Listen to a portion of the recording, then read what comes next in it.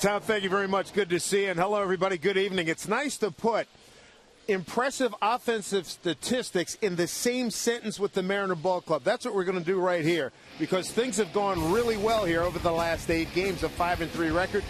Room for improvement with the runners in scoring position, but 4 runs, 11 home runs, almost 3 walks a ball game, and the strikeouts at 6-5 are down. Well, yeah, you're right. They're encouraging numbers for them. I like the power numbers, the 11 home runs. When you're not hitting with runners in scoring position, which has been a struggle for them early, the home runs certainly help. And getting Michael Saunders would help also. This is a home run in his first at bat last night. Second pitch that he sees, he hits a home run into the seats out of the leadoff spot. Michael also led the club in stolen bases last year, so it's good to have him back. As Tom Glasgow mentioned, Michael Morris getting healthy. It's nice to have Saunders back, so I think those numbers will continue to improve. Hey, if your name was Saunders last night, if somewhere along the line in the tribe you're feeling good about the 2 performances put up last night, take a look and a listen.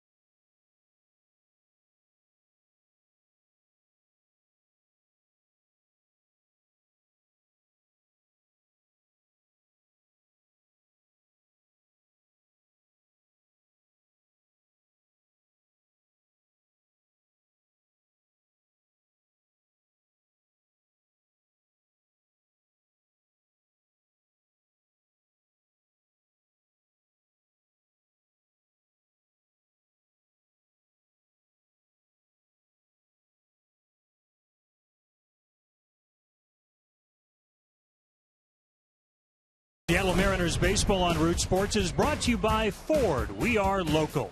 And by the Emerald Queen Casino, presenting comedian and star of the hit TV show Mike and Molly, Billy Gardell, June 22nd. For tickets, go to emeraldqueen.com. Great to have you with us from Safeco Field. From the Ford Sports Desk, I'm Tom Glasgow, getting you ready for Game 2 of 3 against the Baltimore Orioles. Not only do we promise at least 9 innings of baseball, although we want nothing like they had last night in Oakland, we're going to tell you what's going on during the broadcast down on the farm, and also check in on the Blue Jays. That'll be the team the M's start playing on Friday in Toronto as they get that road trip underway. Right now, let's send it back out to center field. Brad and Bill. Tom, thank you very much. Yeah, 9 innings. How about 8.5 innings? That'd I think, good tonight. We would like that. That's what we want. That's right. Mariners going for their 4th straight win. Brandon Maurer on the mound tonight going for his 4th straight quality start. Here's what he's done his last 3 turns versus his first 2. Look at the Ernie, Bill. 16 to like a 189. That's improvement. Yeah. Major improvement. Average downs, Ks are up, and a great turn against the Angels his last start. You know, he just needed to have a few things go his way, and now he's relaxed and letting it happen. 94, 95 with movement on the edge. And once he was able to establish that, he opened the gate, and it was just filthy slider after filthy slider against this right-hand hit lineup. And really just overwhelmed the competition. 6 punch-outs through 6 1/3 of shutout baseball. He was magnificent. Well, he needs to be good because a very good Oriole team, and Jason Hamill on the mound, a righty that some guys in the Northwest might know. Born in Greenville, South Carolina, grew up in Port Orchard with the South Kitsap High School. Jason Nelson there, of course, Willie Bloomquist. Treasure Valley Community College in Ontario, Oregon, close to Boise. That is deep out there. Drafted by the Rays in 2002, made his debut in 2006. With the Rays, so he made it from Treasure Valley. I'm just going to say, you know, if you've got a good arm and you're 6'5", they're going to find you no matter what nook and cranny you're from. And certainly Jason Hamill has had a circuitous route like we all have, but this guy really established himself last year. He did hurt his knee, only got 20 starts, 8-6 with a 3.43. He's off to a great start this year, a 3-1 with a 3.82. This guy has got a nice sinker slider combo. You know, he made that transition from trying to be a 4-seam power guy to going with the sinker, and once he stepped in the rotation with Baltimore, he's been one of the better righties in the AL East.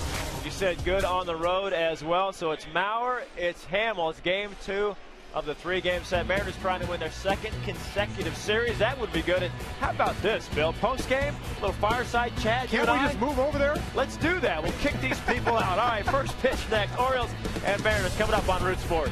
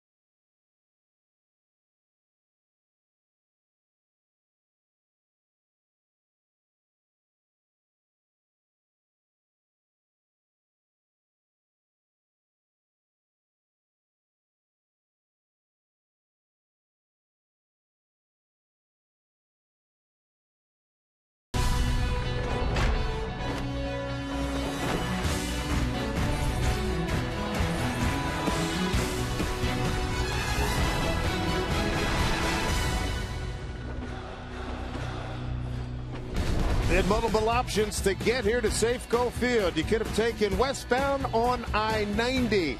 Also available to you. I-5 southbound. All routes, they lead to Safeco Field tonight. Game 2.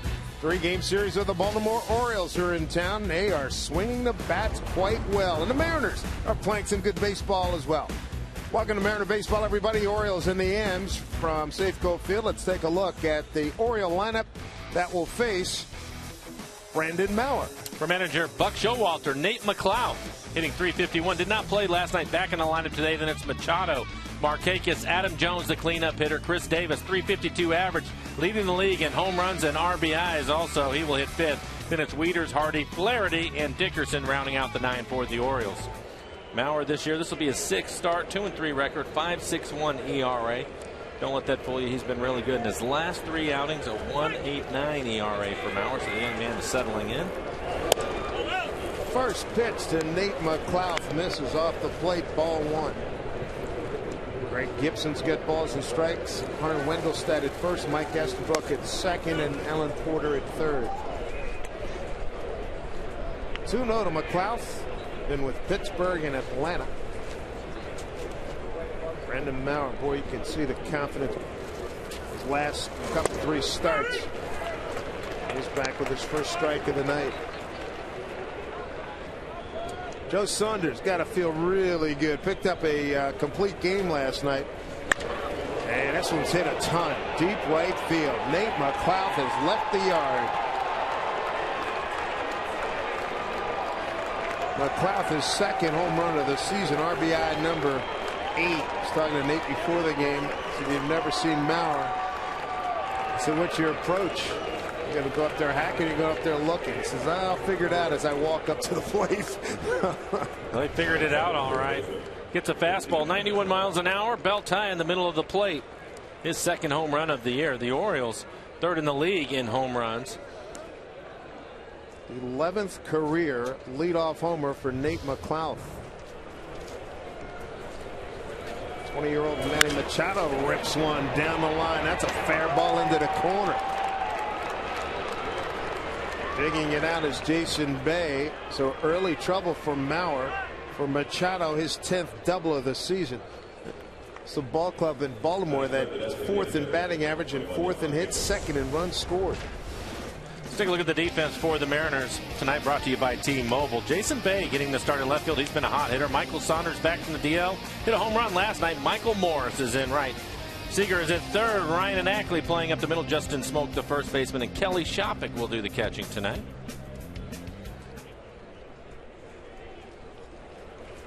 There's Nick Markakis.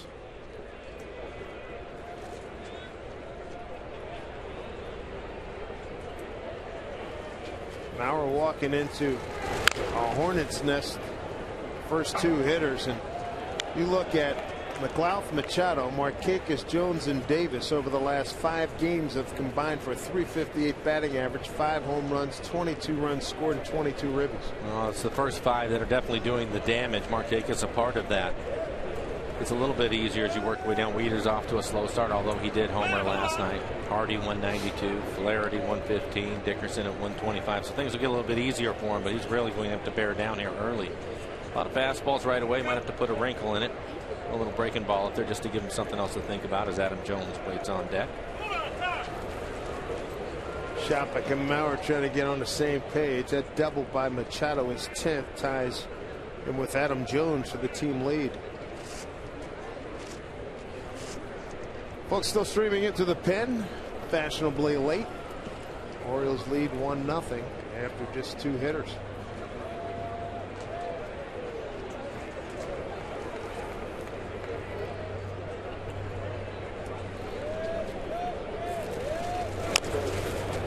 Chop foul. Mariners won last night's game 6-2. We showed you Joe Saunders went the distance, 4 hits, 2 runs, both earned a walk and 2 strikeouts. Good hitting heroes too last night, Mike. Yeah, quite a few last night. It's good to see the Mariners swinging the bats again. Again, it started with Michael Saunders. He's going to give them a huge lift, leading the game off with a home run, getting him on the scoreboard right away. Gets away from Shopik, can't find it. Making a big turn as Machado. He's down to 3rd. talking about Joe Saunders. Saunders ran his record to 8-0 here in Seattle. Safeco Joe indeed with a 1.75, a 2.10 batting average against, giving up 5 home runs. A lot of ground ball outs from him last night. Had a good two-seam fastball working. Great changeup again. 1-2 to Markakis. Runner at third now due to the wild pitch. Machado.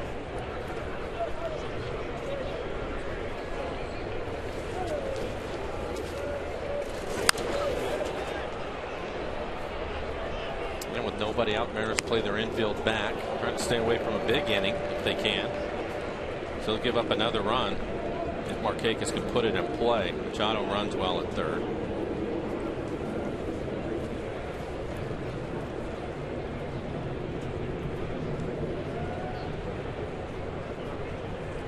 One and 2 to Markakis. That gets away. That's going to score a run. Wild pitch, 2-0. Baltimore Orioles. Topic didn't have much of a chance on that one. He's trying to find the slider. It's been a great pitch for him in his last 3 outings, but you can see how far that bounced out in front of the batter's box as it gets by Shopik. So he doesn't have a good feel for the slider yet. 2-2.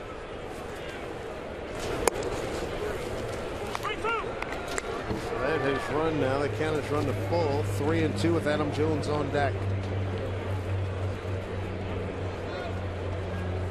Now we're so very impressive coming out of spring training. Markakis, line drive in the right field.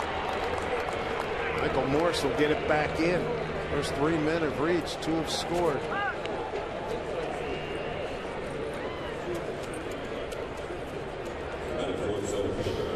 And a pitch down and in to a left-handed hitter. Markakis hitting third in the lineup tonight. Solid line drive into right. Mauer right now, he just needs to settle down and try to work ahead of some hitters. He's falling behind. It's costing him in this one. All 3 hits coming off of his fastball. 12 pitches, 7 strikes so far.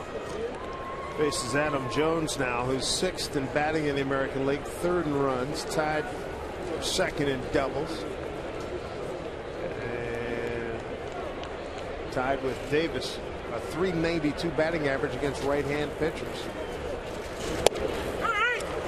Adam, of course, former Mariner. That was a good slider there to get over. First pitch strike, give him something else to think about. Tried to throw a couple of them, and they went to the backstop. So that was a good sign for him. It smothers that one, 1-1. Orioles come in with a record of 15-11.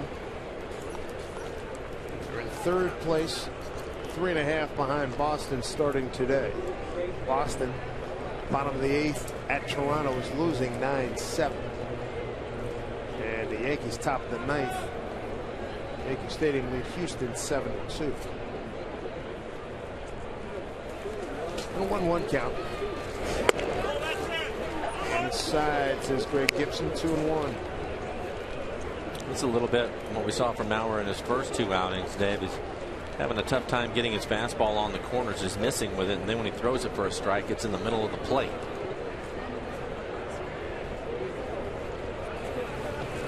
Two and 1. Able to get away with that one. 93 miles an hour again in the middle of the plate. So many times starters the first inning he struggled through it. He certainly is right now. 16 pitches, still hasn't recorded an out. It's amazing when you talk to pitchers too. You know, sometimes they come out of the bullpen, didn't have great stuff come out here and perform, or have great stuff and come out and can't get anybody out. Right. And there's no explanation to that. None. 0. 2-2. Swing and a miss. He strikes out Adam Jones. Good breaking ball. First out of the first inning. It's a good hard slider. That's been his go-to pitch against the right-handed hitters. Trying to run the fastball in on him. They come back with a hard slider, and Adam ends up chasing this pitch. You can see the late break on it. One out, runner at first, a couple of runs in. And right now, maybe the toughest hitter in the American League. Like an extraordinarily strong case for Chris Davis to be player of the month in the American League. I would agree. First in home runs, RBIs, total bases, fourth in batting average. That's the thing when I look at the numbers. In a power guy, but he's hit 352, is fourth in the league. He's a Mika hot zone from last year. Yeah, that is amazing because you think about him with the power and also a lot of strikeouts. And typically, if you're going to strike out a lot, the average isn't going to be as high. He's off to a hot start again. Sometimes in the month of April, guys will get off to great starts. Some guys will struggle. Still leads the club with 25 strikeouts, but he leads the club in walks at 15. On base percentage is 444 and a 750 slug. We had a guy in the booth last night that did that a lot. Strike out, but also walk a lot. Absolutely. Get a lot of home runs. 2-1. Looked like a good changeup.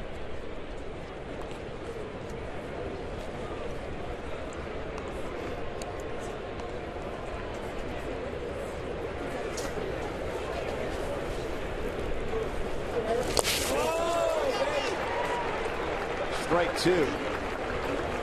Mr. Davis has been surpassed as home run leader, Tom Glasgow. We'll have an update on that coming up in a few minutes. Another changeup. Great movement on it. 86 miles an hour, taking a little bit off of it from his fastball.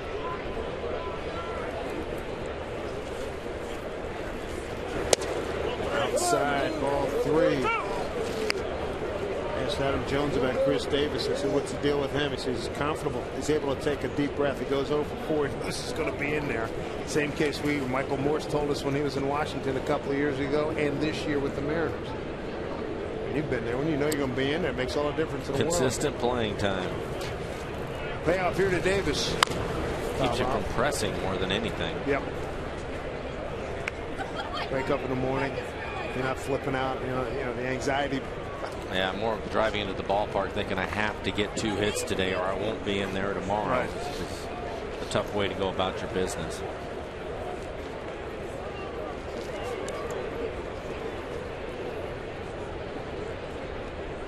Early 2-0 lead for Baltimore. Top of the first pitch. Rolled over, fouled it off. Well, Maurer having to throw a lot of pitches in this inning and throwing a lot of them to Chris Davis, the 8th pitch in this at bat coming up. 24 pitches now in the inning, 14 strikes.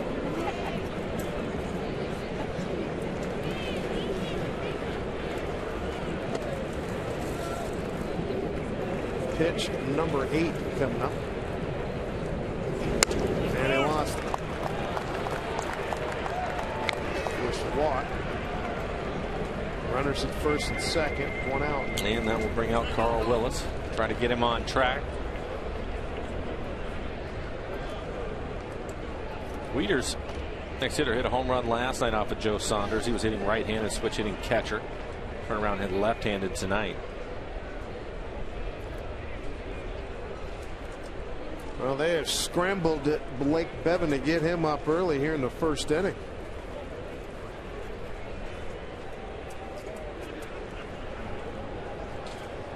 Orioles have lost their last 2 games. Mariners have won their previous 3 and 4 of the last 5 and 5 of 8.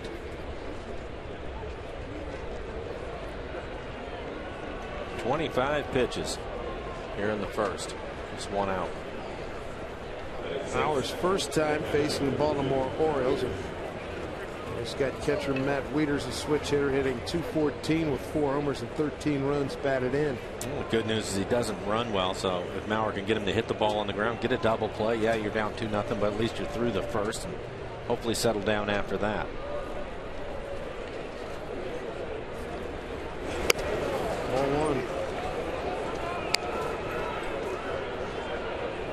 McLeod led off on the home run to right field on a 2-1 pitch. A double by Machado. Wild pitch to third and then wild pitched home. Base hit Markakis. Jones strikes out. Davis walks. 1-1.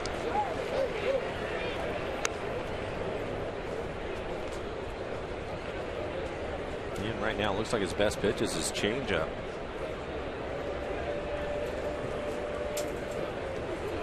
Carl Willis, Eric Wedge. Keep an eye on their 22-year-old right-hander out of Newport Beach, California. 1-1. Hit hard. Fair ball. More trouble. Markakis will score. Davis to third. Gets away from Morse. They're going to wave Davis. Here's Ackley to throw. No throw. Holds on. 2 more runs in. Down to second. Wieters a 4-0 Baltimore lead.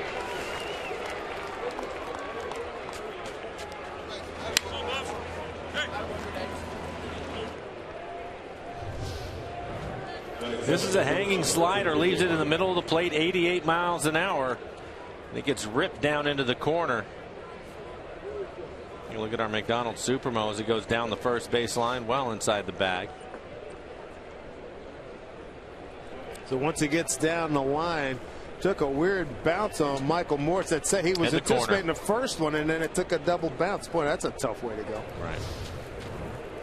2-run double.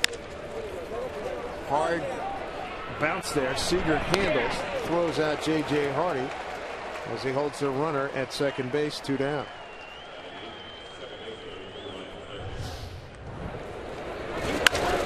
And you watch it'll go down in the corner. It'll come off the wall, but then it hits that corner again.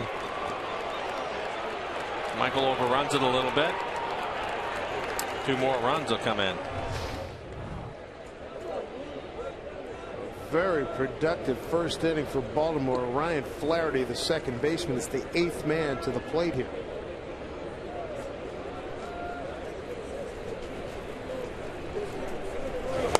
Swing a miss. But Showalter on the left in his second full season. You see where he's been previously: the Yankees, Arizona, Texas, and now the Orioles. I like the early lead. 1-1 to Flaherty.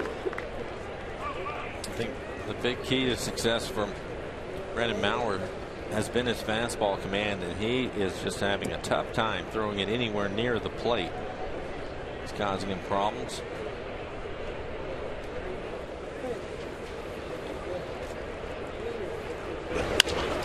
Hard hit, but right to Ackley.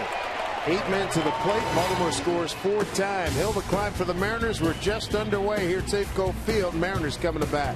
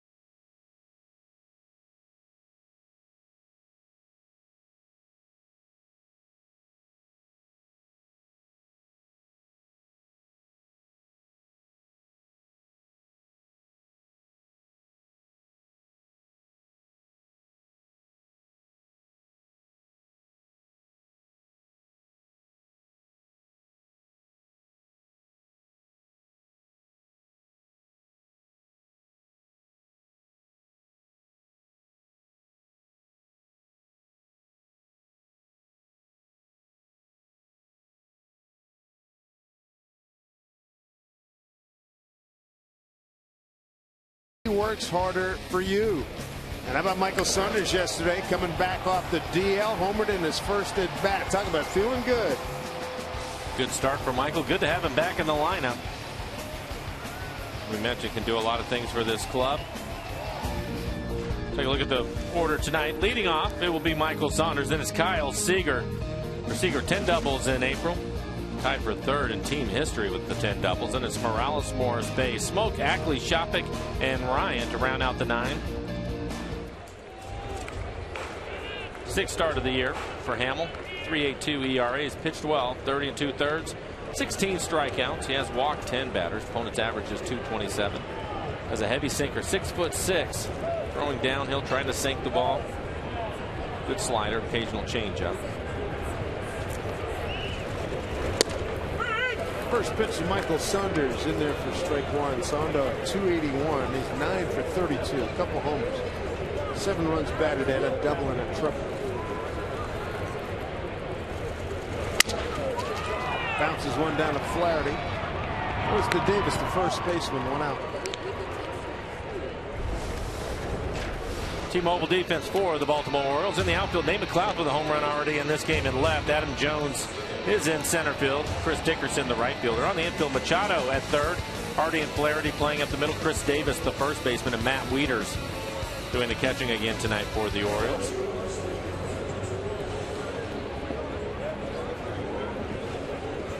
Jason Hamill against the Athletics. 6 innings pitched, 3 hits, 2 runs. They were unearned runs. A couple of strikeouts. He threw 104 pitches. Here's Kyle Seager.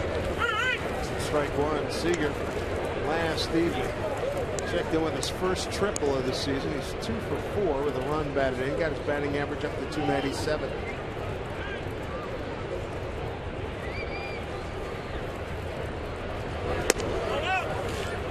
One.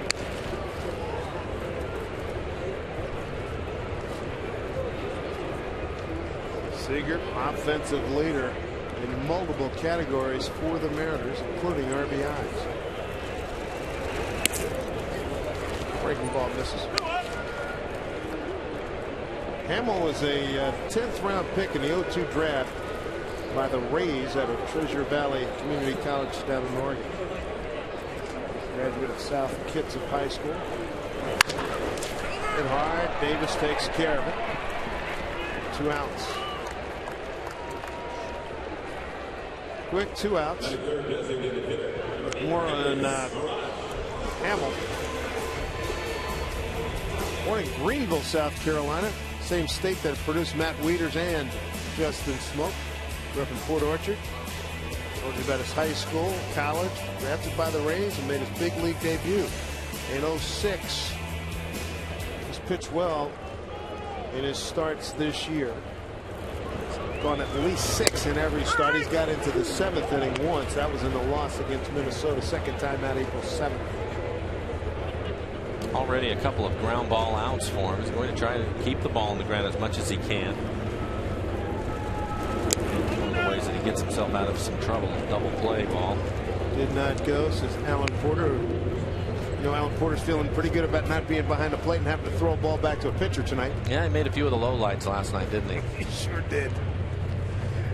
Sense of humor, he laughed at himself, but at that moment, it was like, what did I do? I knocked the pitcher out of the box? 1 and 2. As you would expect it. I'm sure he's wearing it. You know the guys that just Wayne Kirby right now is at the end of the bench. Jeff wearing them out. Kirby, a former teammate of mine, he can certainly do that. I believe it. It's from the Baltimore telecast last night. Look out, incoming. Oh my goodness. Right on the pitching shoulder. Hit right off the point of it. Well, you want to talk about a slow burn. Well, it's his first start. Just being called. There's a base hit. Right on the point of the shoulder, yeah. And then the reaction to Porter was great. I mean, he couldn't have felt worse or more embarrassed about it. It's just a bad situation all the way around. You know, all the umps around baseball saw it and blew his phone up. Well, I'm sure. And I bet you a lot of them are handing the ball back to the catcher now. Let them throw it out there. They're not going to take that responsibility on anymore, right? Guaranteed. Dude, you do it. He's your teammate. I'm taking no responsibility. I got enough to do calling balls and strikes. Here's Morse. 7 homers, 11 runs batted in. Breaking ball for a strike. Michael 1 for 4 last night. He got a 4th inning single to center.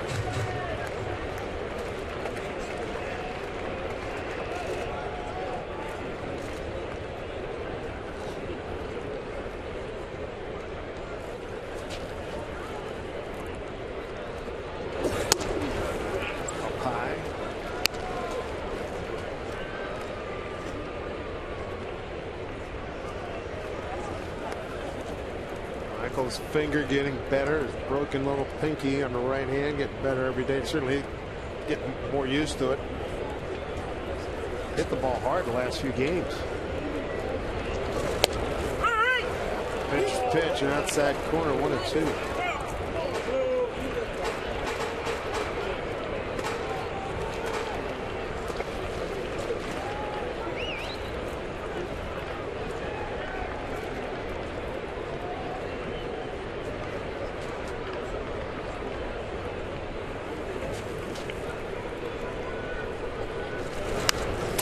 Fist fights it off, 1-2. It's the best fastball we've seen from Hamill so far. 94 miles an hour. Pitch was up and in, tying up Michael.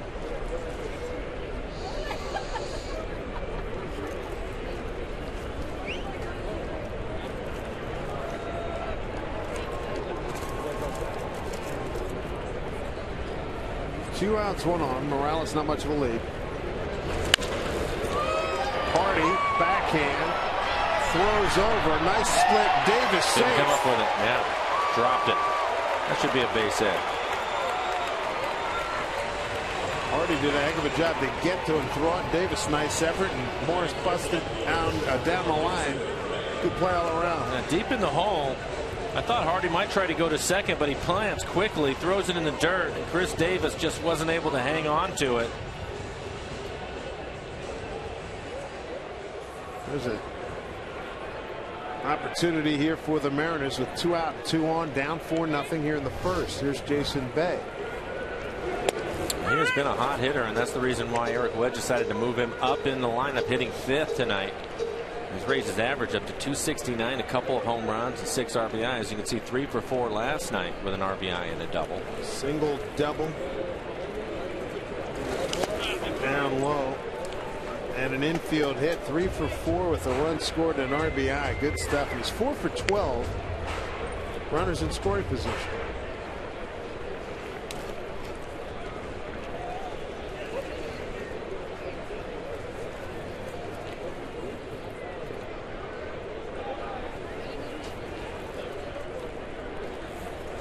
Time called. Jason Bay in a homestand, 7 for 14. Got a 4-game hitting streak working. He's done a good job. Runners in scoring position, 4 for 12. 333 average for him.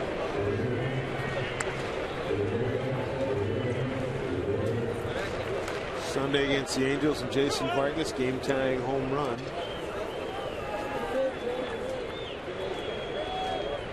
Had a chance to lead off one of the games against the Angels, first time in his career. 2-1. Discerning guy has got a 3-1 count. Close pitch, but he ended up getting the call. Now he's in the driver's seat.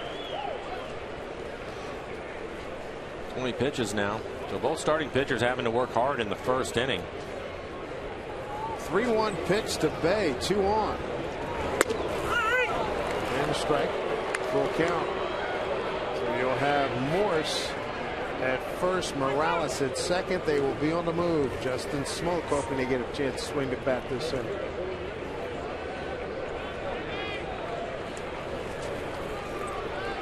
Runners go. Pitch. Breaking ball. Hit down to Machado. And it throws over to Chris Davis. That'll do it. Mariners threaten. They don't score. Second inning coming up. 4-0 Orioles.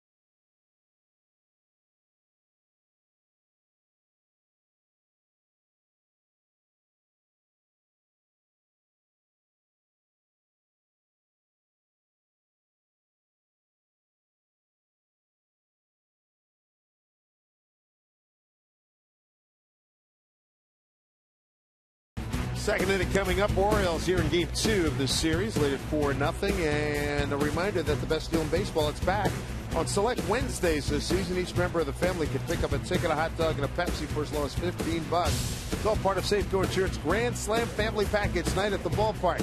Next event's coming up tomorrow, 7:10 start time against these Orioles. Get in on the savings, folks. Log on to Mariners.com/specials. 2 stars and as many nights in our booth. A couple of Mariner Hall of Famers. Last night, Jay Buhner. Now, Dan Wilson joins us. Good to have you, Dano. Thanks, guys. Good to be here. Chris Dickerson will lead it off, the right fielder for the Orioles. It'll be followed by Nate McLaughlin and Manny Machado. Good-looking bunt, charged by Seager. Base hit. Very good bunt there. As the Orioles pick up another base hit. What do you think of Mauer first thing? A little shaky. Yeah, it looked like a combination of a couple things. Looked like the Baltimore Orioles might came out with a game plan. They were going to swing and swing early, and they jumped on some fastballs. First 3 hits were fastballs, and then looked like Brandon had trouble finding that slider early on. That's been a devastating pitch for him, and just couldn't get settled into a groove. And you know, give some credit to the Orioles, and then Brandon not being able to find that slider was a tough break for him. I think it's a great point because the Orioles, 3 out of their first 5 hitters are in the top 10 in the league in hitting right now with some damage. And it appeared to me Mauer, who's been so good in his last 3 outings, kind of fell back a little bit in that first inning. I'll be curious to see if he's able to right the ship here. And it was really came down to his fastball command. Really couldn't find it. Then, as you mentioned, a few sliders to the backstop. And I think that pitch, his changeup, has been his best pitch so far. Morse comes in, makes the catch on McLeod. But if he's going to have some success, then he is going to have to command his fastball, Denny, which is something he's been really good about in his last 3 outings. So hopefully he and Kelly Shompik, Carl Willis can get together and get that worked out. Last 5 games, they've been hot. 392 with 6 homers, 25 runs, and 23 runs knocked in. It's a good lineup, especially you look at it, the first 5 guys. You better come out with your best stuff out of the bullpen, and that just didn't happen for Mauer. But you know what? Sometimes, Dan, a young pitcher, 22 years old, he's been cruising along in his last 3 outings. Maybe this is something, well, we'll see. You know, can he get it back together? That's another step that he's going to have to make. Yeah, absolutely. And then to get out of that last inning with no damage, I mean, with just the 4-run damage, and then to come up this inning, this is a big inning for him. Shoppik's throw. Got him. Heck of a throw to get Chris Dickerson. Dickerson caught for the first time this season. He's 1 for 2. Quick, accurate throw. Then he can break it down. Take a look at our money tree. In-time play. Boy, that's some throw. Yeah, good throw.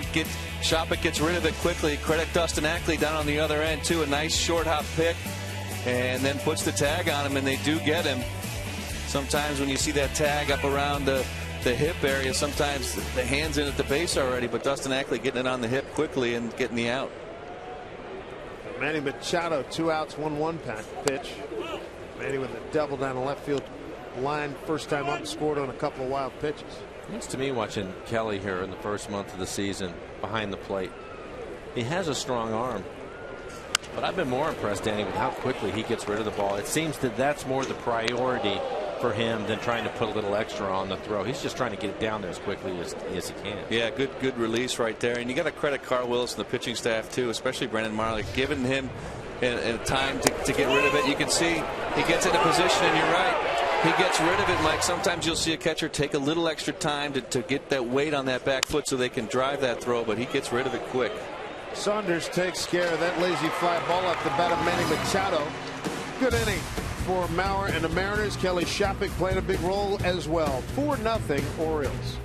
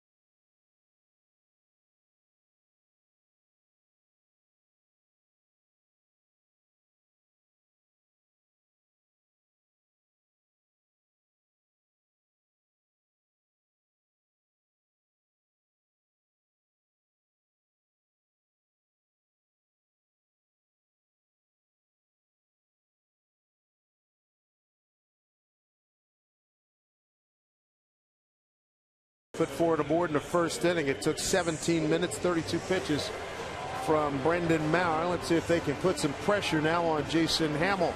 Justin Smoke, Dustin Ackley, Kelly Shapik will be the hitters here in the second inning.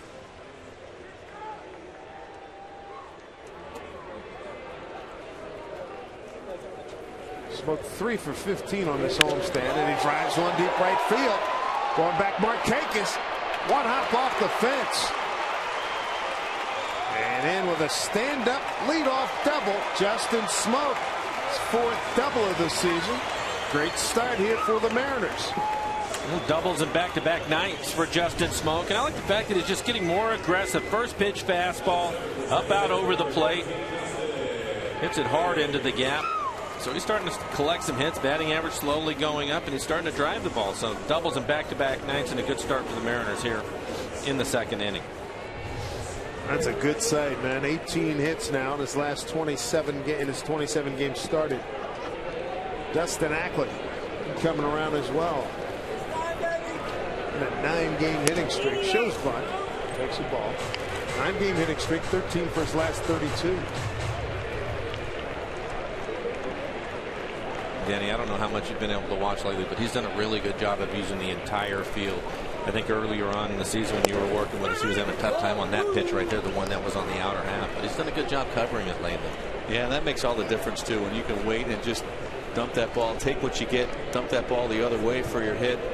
I saw Justin Smoke do the same thing last night with his double down the left field line. It was really impressive. We rarely see him go that way. Yeah, it's good to see him using the other side of the field, and it's made a difference, obviously, in their batting average as well. Yeah, he used to tell us, hey, there's hits over on the other side too, guys, right? I think where it pays the biggest dividends, though, is in RBI situations, because you see the ball longer, you trust your hands a little bit more.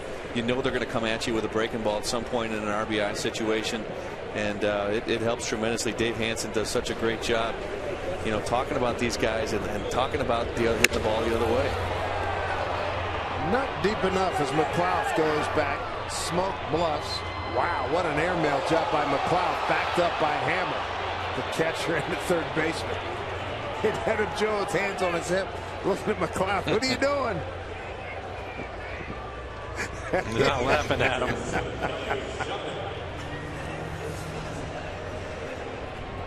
Yeah, that was bad. Looked like he hit his secondary receiver on that one. One out, man at second. Brings up Kelly Shapik. It's a good point with Dave Hansen. Need to give him a lot of credit. A number of guys who were struggling earlier in the year, and I was talking to Dave, and he had things going on. They were all different, but he has them all moving in the right direction now. Yep. Shapik threw out Dickerson, trying to steal in the top half of the inning. Kelly pops this one up. It's like it might be playable. Wieters on deck circle makes the play. Big out. Heck of a play there. Right near the on deck circle. Saturday, May 11th. Next car in the collectible Mariners Train Car Series will pull into Safeco Field. It's the Tom Wilhelmsen train engine. It's free to the first 20,000 fans when the Mariners take on the Oakland A's. Get that ticket punched to train night. It's May 11th. Go to mariners.com. And next year they'll add the bar car, we hope. He's been a lot of fun to watch, hasn't he, Tommy? Oh, yeah. He's just throwing the lights out of the ball. It's amazing for me to watch him, and it's hard to see. It seems he's throwing harder now than he ever has at 97, Danny. But his command is just so good when he comes into the ninth inning. You rarely see him erratic out there. He comes in and just pounding strikes right away.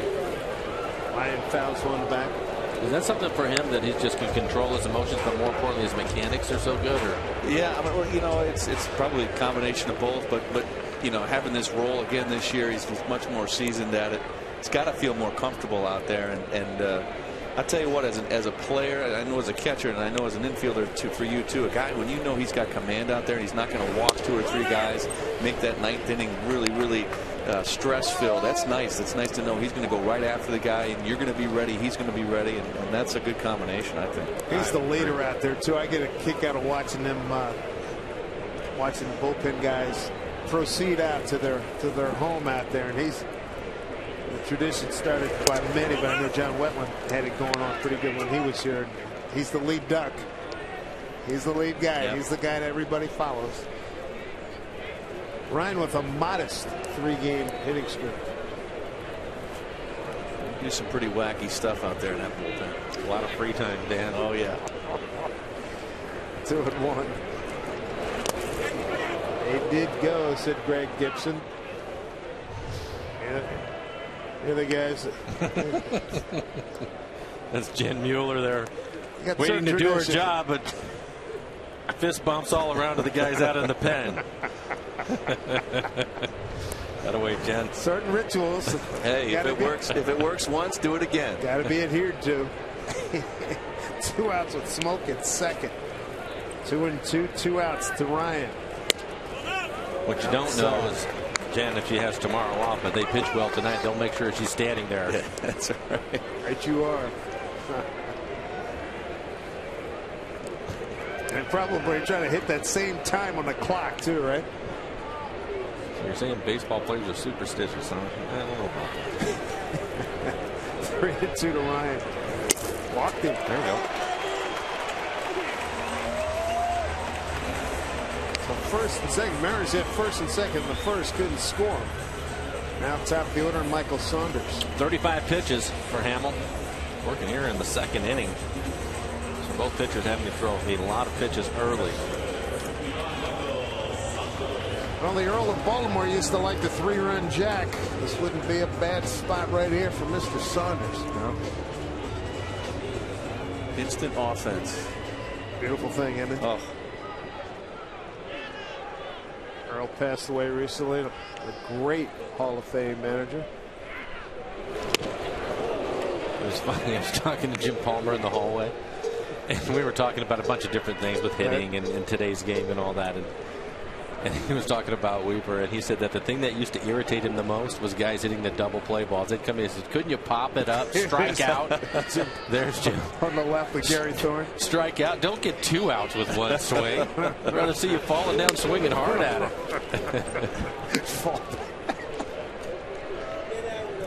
Oh, man.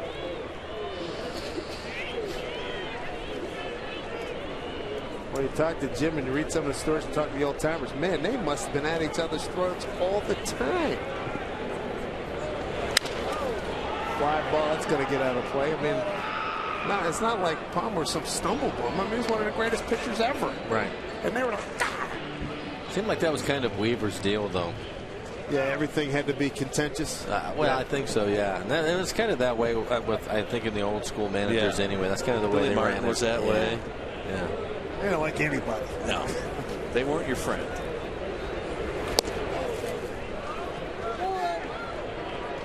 Lou had a little bit of that in him. Of course, he learned a lot from Billy Martin. Yeah. Oh, my goodness, yes.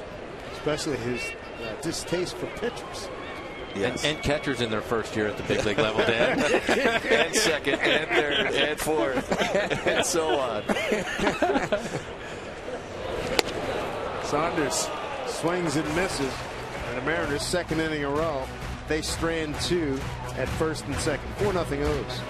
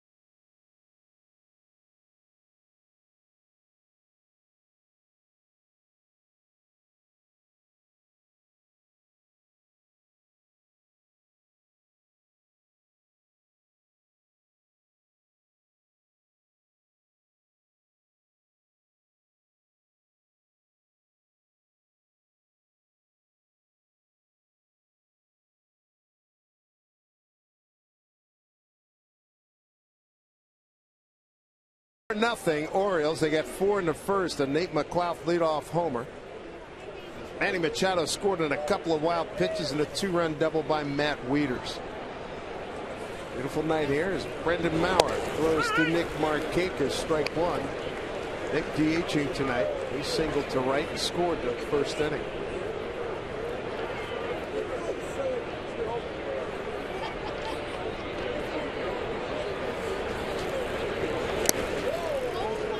Trouble with that slider. 1-1. It's a good second inning for him. Kelly Shopik picking him up by throwing out the base stealer, but I thought the fact that he was able to come out and throw strikes and have a quick inning after the long first inning for him, it's a good sign. 2 balls, 1 strike to Markakis. Markakis, Adam Jones, and Chris Davis. 3, 4, and 5 for the Orioles.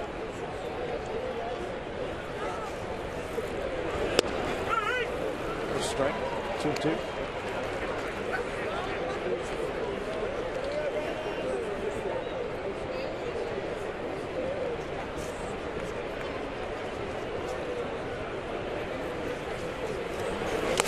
Way inside. Shopik, NHL goalie style, keeping that one in front. You know, we've seen that a lot with the lefties, where he has to get over almost to the other side of that left-hander's batter's box to knock the ball down. It looked like he was trying to set up a way. He's doing a nice job of corralling those pitches, but Maurer keeps missing badly down and in.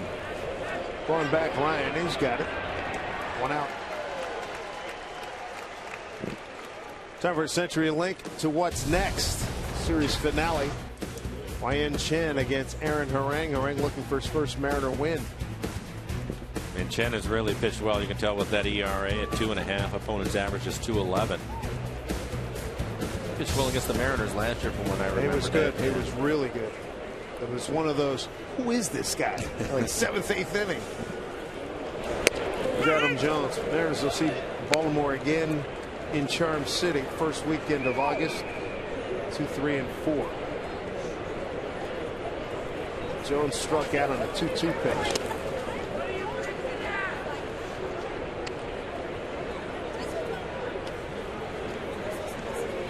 Two-time All-Star, one of the best center fielders in the game.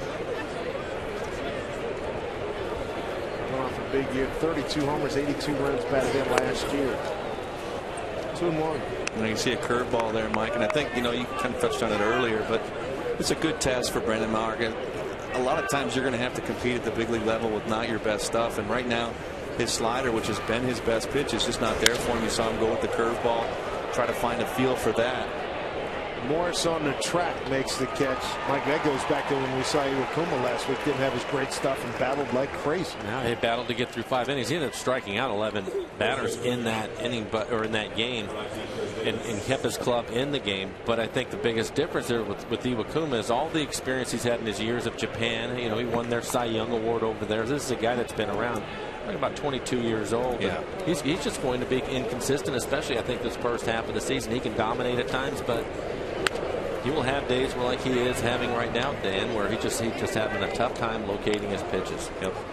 The thing I also noticed is it looks like he's taking a little bit off of his fastball. He was around 94, and now we're looking at him. He's 89, 90, trying to get maybe a little more sink, trying to find a way to get it on the plate, quite frankly. Yeah. 0-1 to Chris Davis.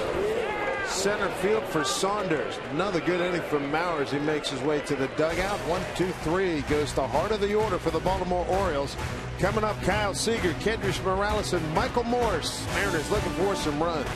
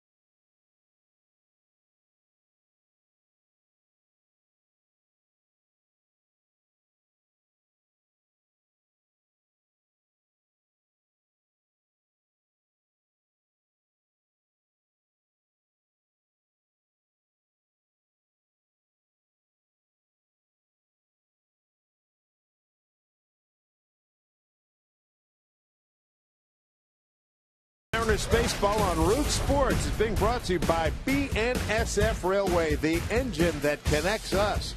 And by Jack in the Box, the Chipotle Chicken Combo.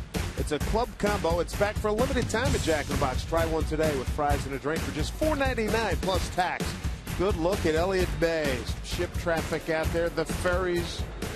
Action on 99 on this cloudy day with a little bit of sun mixed in. Dave Sims, Mike Flowers, Dan Wilson here.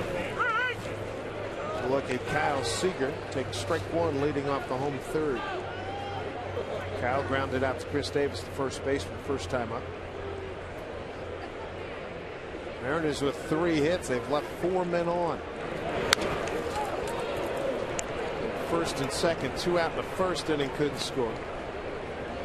They had first and second with 2 outs in the second inning and could not score. Well, it goes back to the numbers that we showed right there at the top of the game, Dave, and we were talking about all the good stuff that the guys have been doing, and they are positive, but the one that was a struggle was hitting with runners in scoring position. So far 0 for 4 in this one tonight. Just have to hope that maybe somebody can hit one out of the ballpark and get them back into the game. They're only down 4 runs, and it's early. Plenty of time to come back in this one, Dan. You just have to hang in there if you can. Last 4 games of the Mariners, runners in scoring position, but 22.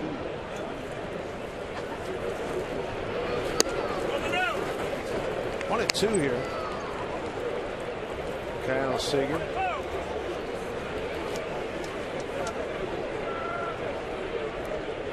Seager taking a look at 6'6" right-hander Jason Hamill. Pitch. Strike 3 called. Back-to-back strikeouts for Hamill. We've got 2 in the ball game. And Kyle didn't like it. Starts his fastball in and has it run right back on the corner at 93 miles an hour. Good pitch, unfortunately. Well, EQC Tracer says that it was on the plate. Kyle didn't think it was. It's pretty good movement on that fastball, Mike. That's a tough pitch to handle. You're going to foul that off at best.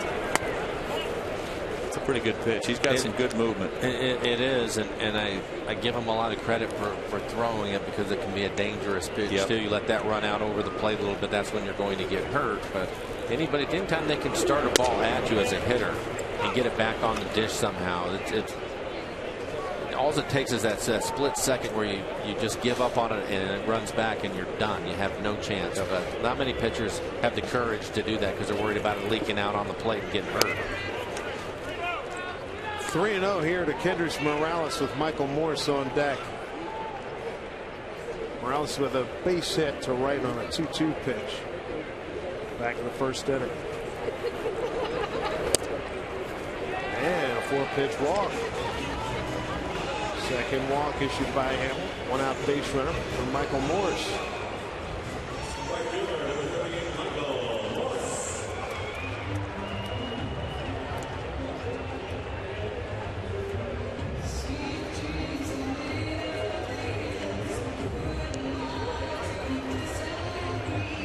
Morse had a look at Hamill. You've seen him strike out 2 and walk 2. Michael got an infield hit his first time. Hit one deep to short. Bouncing ball charged by Machado. They get 1 and they turn 2. That'll do it for the Mariners. Nicely done by Machado, Flaherty, and Davis. Mariners are gone. 4th inning, straight ahead.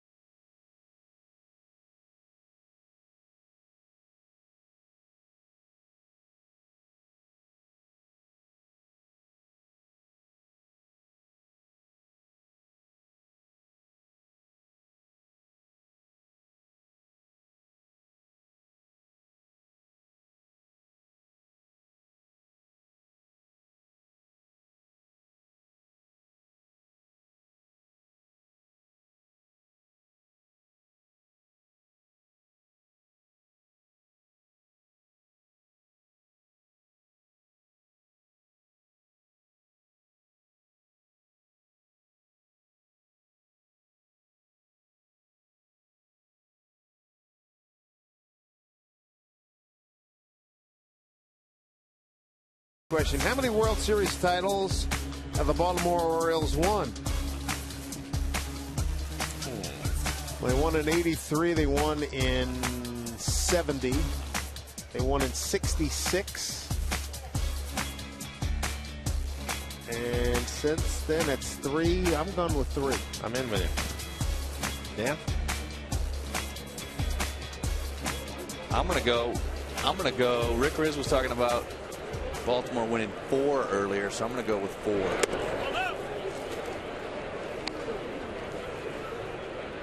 Leadoff man is Matt Wieters, their catcher. They've been in a while. Oh, that 69 they lose, 71 they lose, 69 to the Mets, 71 lose to the Pirates.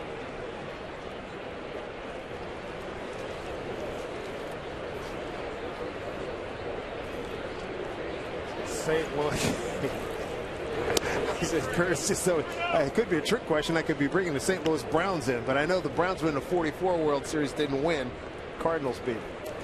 See, when he said that, I heard the same thing. He noticed that I didn't laugh because, yeah, he actually would do that. He's darn right he would. At 3-0 meters, a 4-pitch walk to him. There's some early thoughts here. Let's see. 48, they're going with 3. For Mauer, that's his second walk. He's struck out 1. Hitter now is J.J. Hardy. Bounced out the 3rd, first time. Mauer, 32 pitches in the first inning, 10 in the second, 10 in the third. Took 17 minutes, 32 pitches, giving up 4 runs. First inning.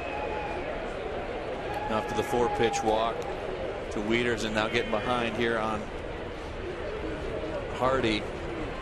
See Kelly Shopik, the veteran, going out there trying to calm him down, try to recall what adjustments he's already made today, try to talk to him about getting back in that strike zone, finding that fastball. How much of that, when he goes out like that, especially with a young kid, is it mechanical, Dan, where you're giving him some mechanical information, or is it just encouragement, or what do you think it mostly is? It's probably half and half. If something mechanical is staring at you right in the face, you're going to mention it to him. But for the most part, it's more of a mental thing. And when you're talking about a young pitcher like Mauer, it's probably 90% mental. Hey, let's work down in the zone. Let's let that sinker run and get a ground ball right here. It's something to pump him up a little bit. Put a positive swing thought in his mind. Exactly. Be a good caddy. 2-1.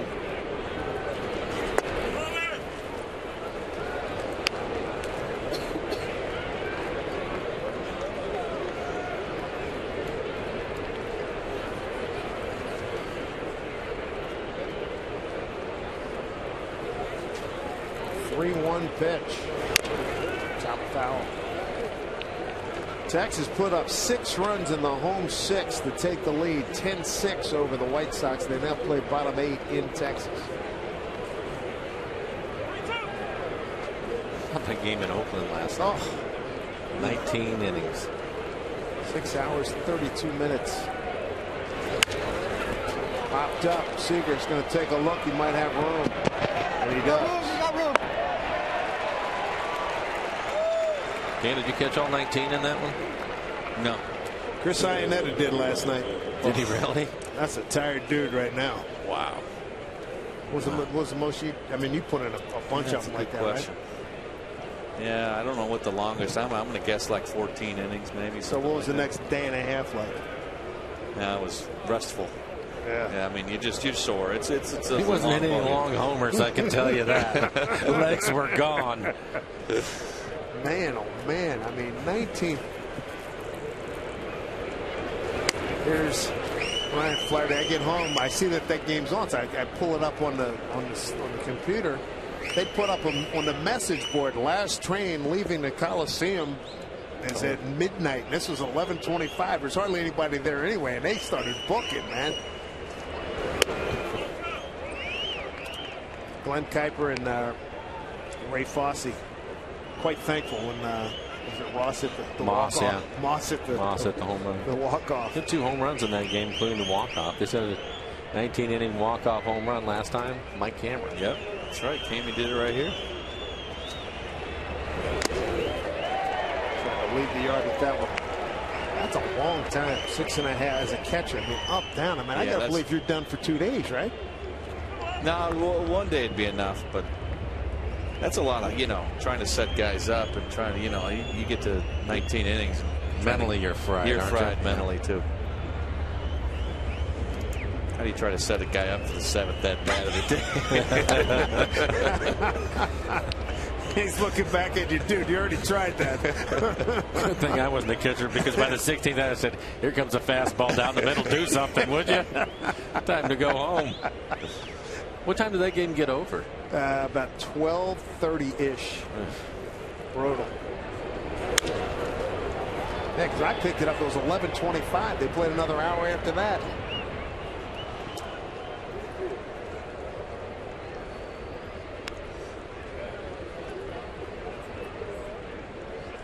All those pitches just well off the plate away. He's been so good, Dan, that when he was missing, he was just missing off the plate, getting a lot more swings and bad swings. And tonight he's just really struggled, not able to do that.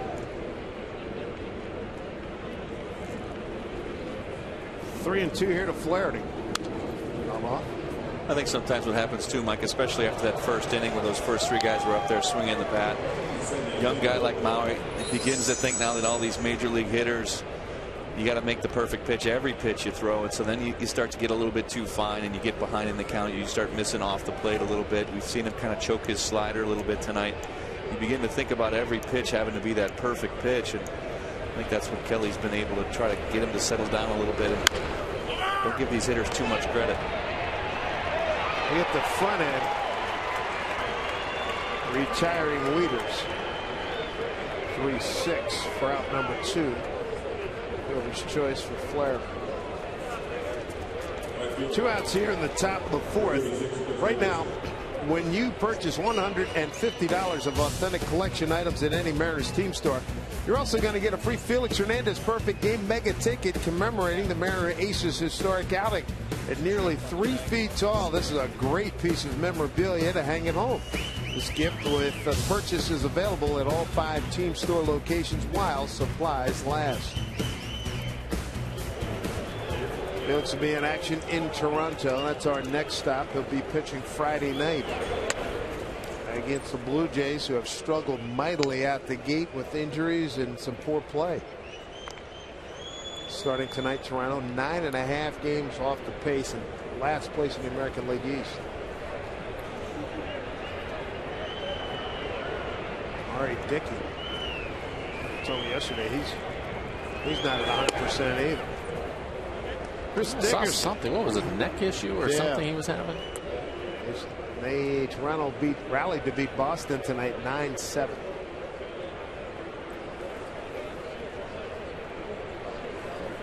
Now we're behind Dickerson 2-0. Throw over to first. Back safely is Flaherty.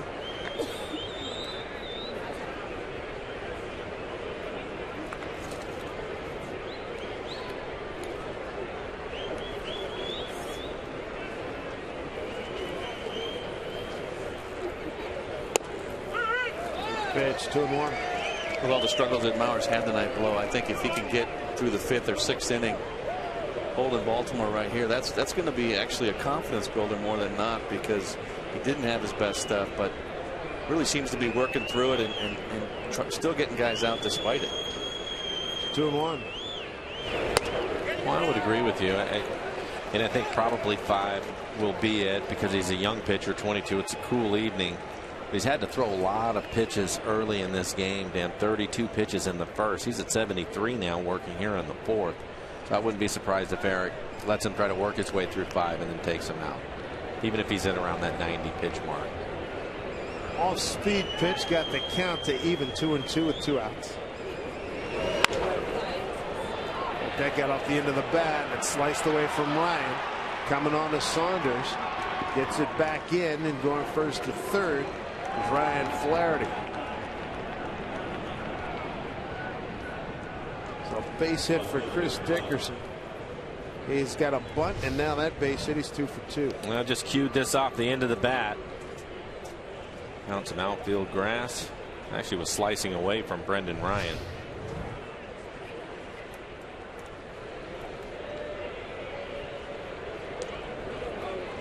Top of the order now, Nate McLeod.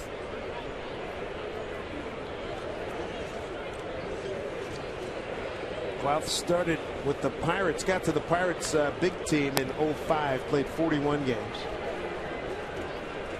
And the All-Star team in 08. With the Pirates from 05 to 09, then Atlanta in 09, 10, 11, back to the Buccos last year for 34 games. And then the Orioles picked him up and he played 55 games, so then hitting 268.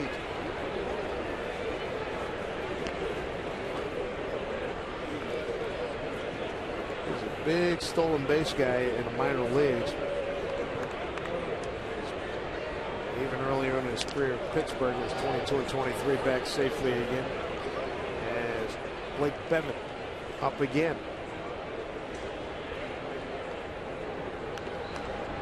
So Bevan for the second time is up.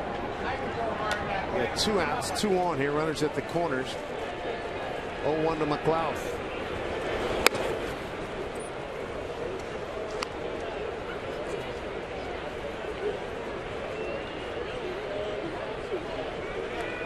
Two-one pitch, McLeod homered, leading off the ball game.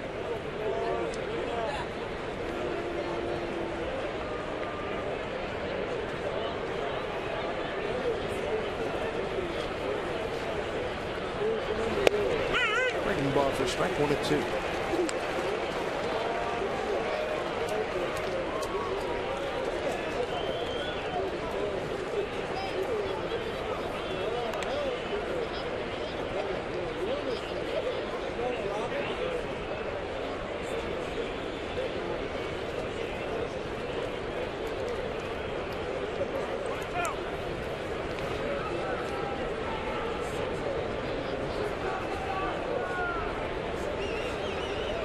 Ball at 2 strikes here to McLeod. Off the end of the bat foul.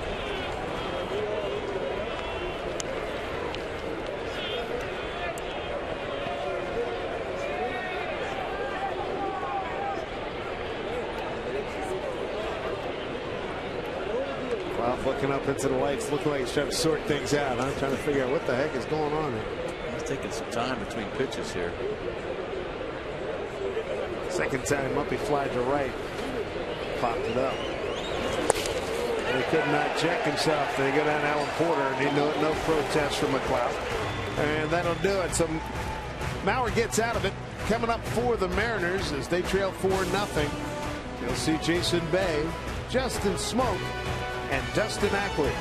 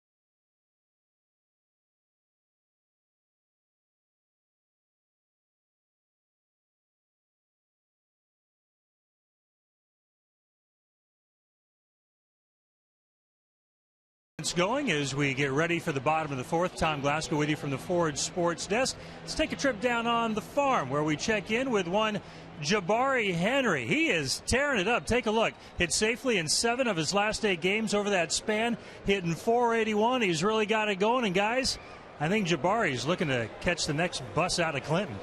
Understood. All right, Tom, thank you very much. Jason Bay leads it off here in the home fourth. Bay, Smoke, and Ackley against Jason Hamill.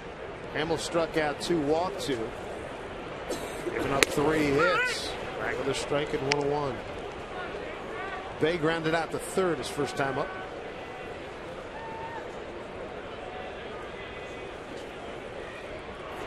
They took a lot off of that one. Good arm action. 1-2 the count.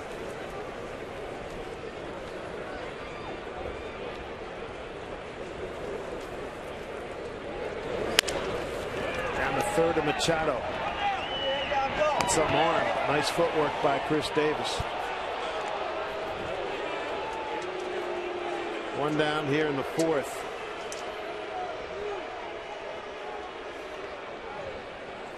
Boy, a lot of movement there on that ground ball to third. He had the second baseman backing up and the right fielder. And everybody moving out there. Chris Dickerson. Well, yeah. Ryan Flaherty, second baseman. Chris Dickerson. They all were within about 50 feet, 50 to 70 feet of first base.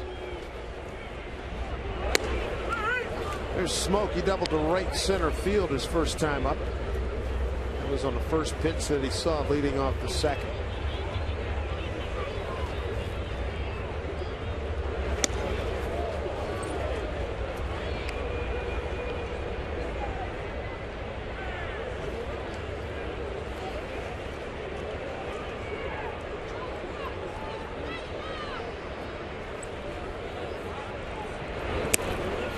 Off-speed pitch misses. Baltimore got on the Mariners and Brandon Maurer early. 4 runs on 4 hits in the first inning, sending 8 men to the plate. Mariners have threatened. Left 2-1 in the first, 2-1 in the second. 3-1.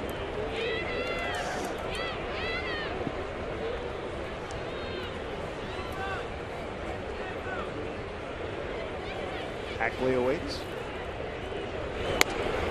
And smokes the board. 1 out walk.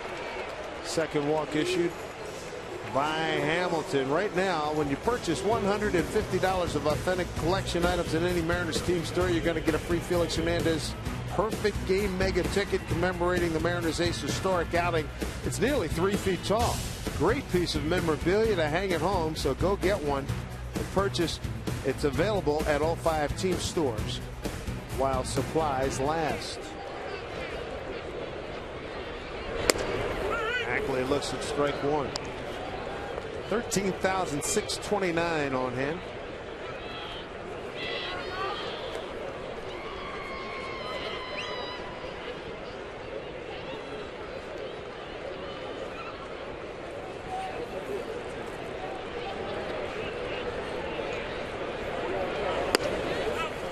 Outside 1-1.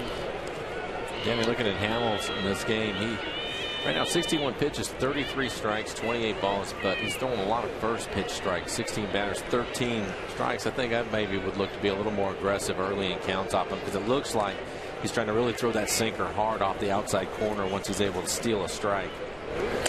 Inside, and it's backhand by Wieters. 2-1. Yeah, I think you're right. I think early in the count's probably going to be your best pitch in terms of it being on the plate. Right. And then after that, he's going to try to get you to chase. He's got good movement on that sinker, and he's got the slow breaking ball. He's got that downward plane. He's tall. He's 6'6", and that good downward plane when he stays on top of that sinker, it really does dive hard. 2-1. Ackley down the left field line, giving Chase McLeod. Sliding attempt, can't get it. Foul ball.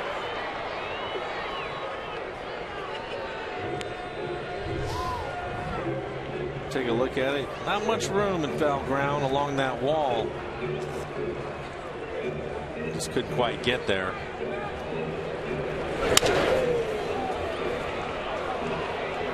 Oh, you can see he had to run a long way for that. Playing out towards left center field.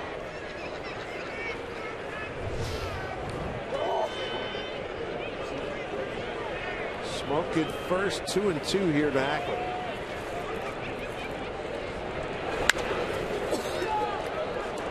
Fouls another one away.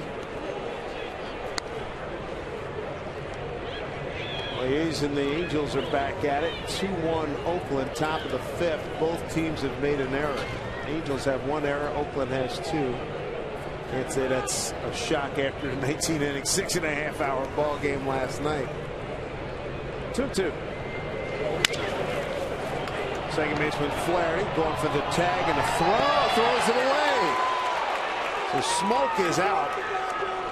And Ackley's safe. Smoke is out 4 unassisted for a second out. I think Flaherty makes the right play, and it looks like the throw was in time. It's just up the line. I thought maybe it was a better throw than that, but Davis did a good job of keeping this ball from going into the dugout, trying to keep his foot on the bag. Right off the end of the glove. So 2 out Ackley at first now for Kelly Shopping.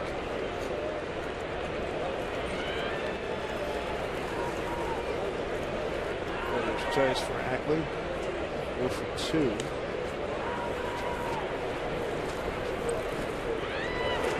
Breaking ball for strike. The first pitch strike there, Mike, like you're talking about. A nice breaking ball, getting you over kind of the curveball. Middle, elevated. Yep.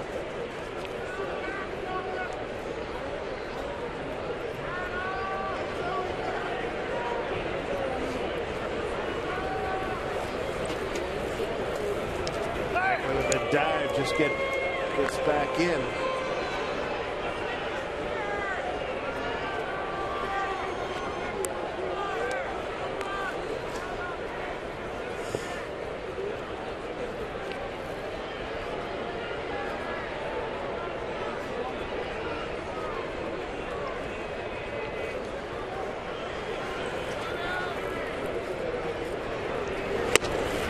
Pretty good fastball 0-2.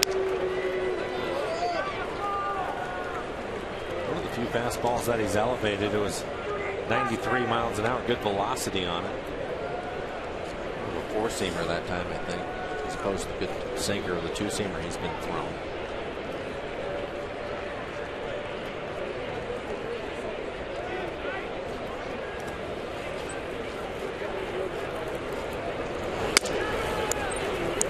Justin Verlander won tonight, 6-1 at home against Minnesota. He's 3-2, takes his ERA down to 1.83.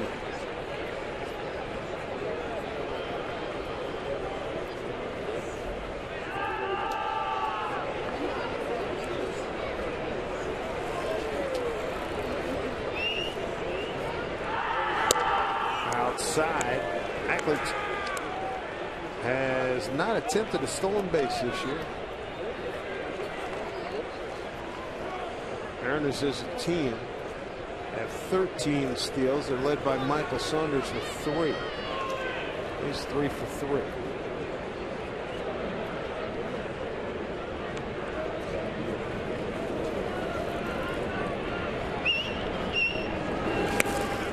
He did go. This is home plate umpire Greg Gibson. Shopik's gone, so are the Mariners. 5th inning. Coming your way when we return. Machado, Markakis, and Jones.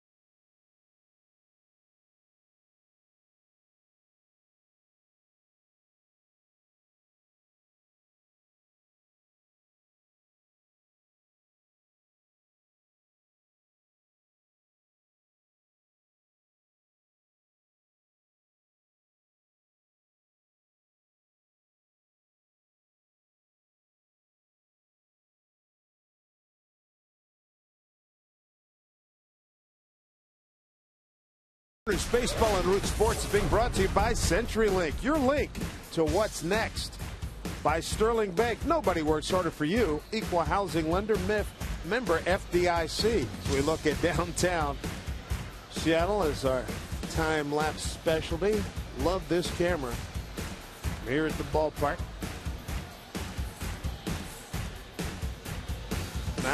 Brandon Maurer, his night is done, Dan Wilson. Yeah, you see, take a look at his numbers for the night. The 4 innings, gave up 6 hits, 3 of which came in the first 3 hitters of the ball game. Just 2 walks, 2 strikeouts, 79 pitches, and I think Eric Wedge saw what we saw up here. You could see Brandon Maurer just laboring in his head there in that last inning.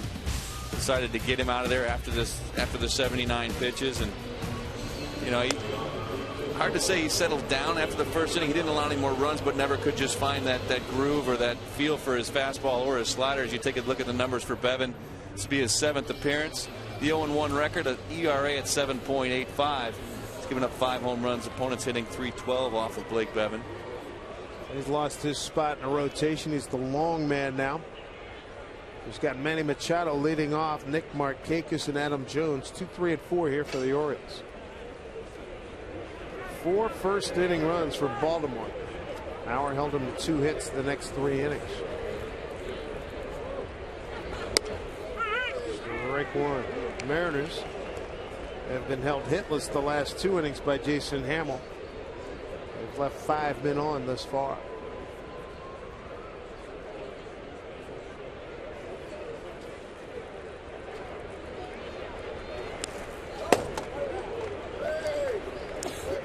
Blake talked a lot about slowing things down here. It looks like slowed, his tempo down, his delivery slowed down. Generally, a pitcher does that because what? Now, sometimes you get in the habit of rushing it to the plate. Mechanics get screwed up. You don't give yourself your arm time to catch up with the rest of your body.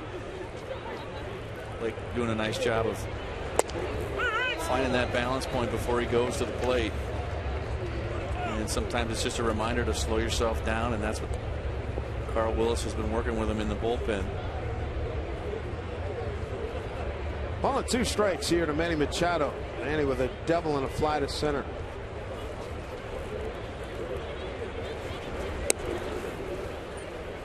Two and 2.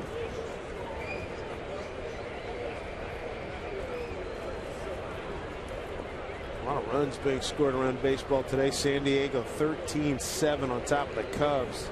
Bottom 9 in Chicago. Milwaukee 12-8. Bottom 8 in Milwaukee over Pittsburgh. Outside corner. How about Cleveland? Beat the Phillies tonight 14-2. Yankees 7-4 over Houston. Atlanta 8-1 over Washington, a final. Kansas City 8, Tampa Bay 2. Man, there's been just some pitchers were wearing it tonight. 3 and 2. Fouled off.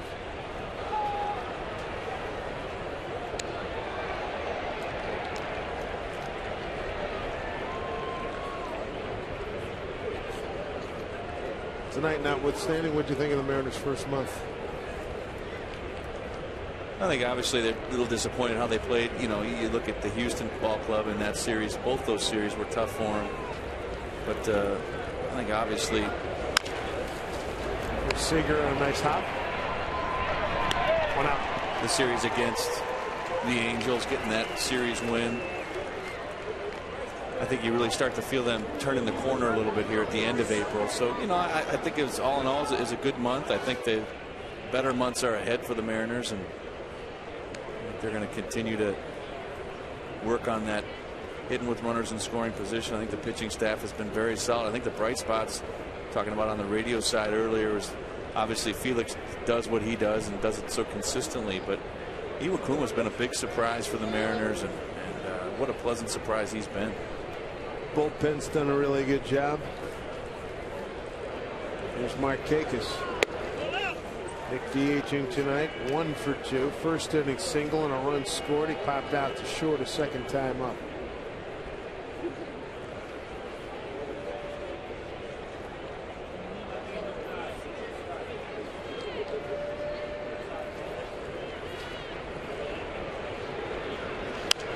Last year against these Orioles, the Mariners won the first meeting of the season series and then lost the next 8 games.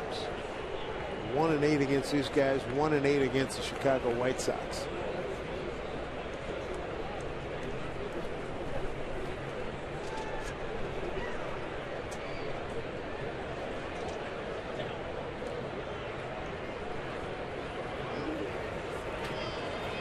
Pitch from Bevan.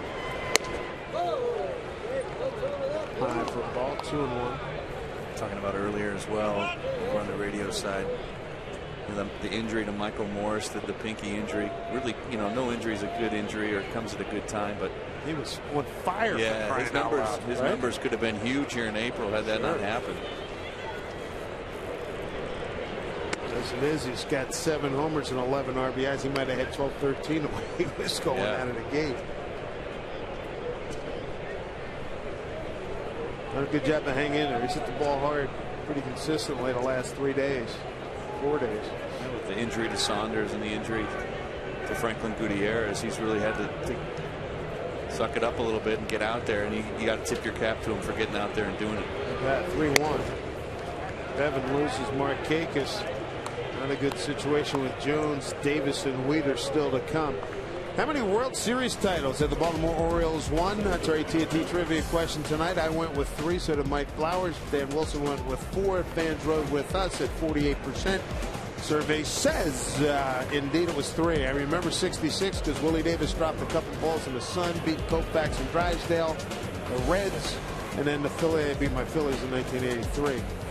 Cal Ripken Jr., Eddie Murray. I want to say my buddy. What am I thinking of? Singleton with the Yankees. Kenny Singleton. I believe that might have been one of his last years. You're talking about the '83 year? Yeah. That was a good club. Here's Adam Jones.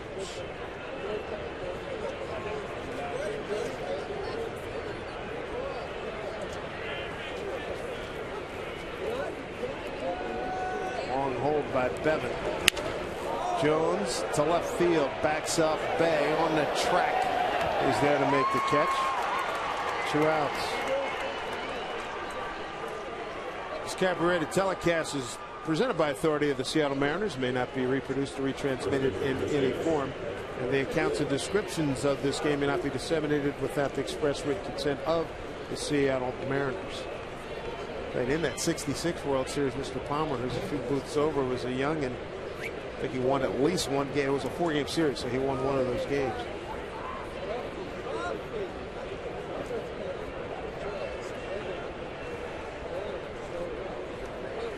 Chris Davis.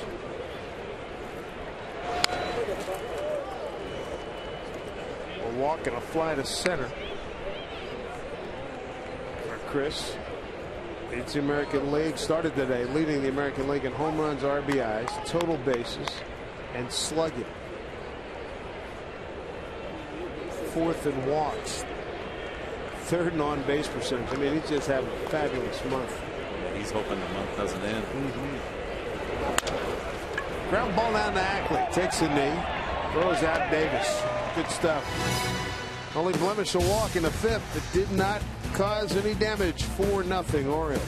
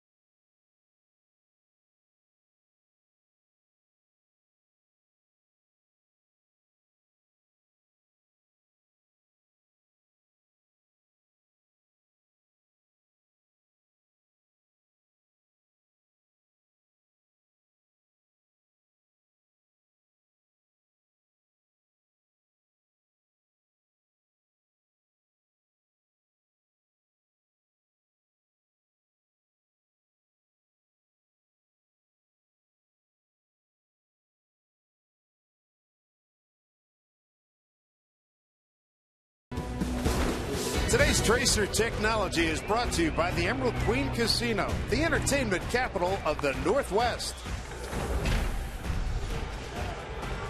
Tools of hitters, weights, got some rosin. Got the big bat, you got the donut, you got the rosin, you got the stickum. Got it all tools, there. Man. Got the stick right there with the little waxy, sticky wax, and then the pine tar rag. That adds a little sticky too. See if Ryan can get something going. Shorten up, shows bunt, takes ball on. Ryan walked his first time up. Ryan Saunders and Seager here in the home fifth. Mariners down 4-0. Orioles scored all their runs in the first inning. There's bunt again. Jason Hamill. 1-1 the count. Hamill has held the Mariners hitless the last 2 innings. 2 hits in the first, 1 in the second. 2 balls, 1 strike. Orioles have lost their last 2 games, while the Mariners are trying to extend their winning streak to 4 games.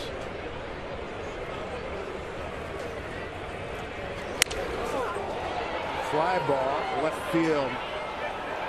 Clough is on the scene. 1 out.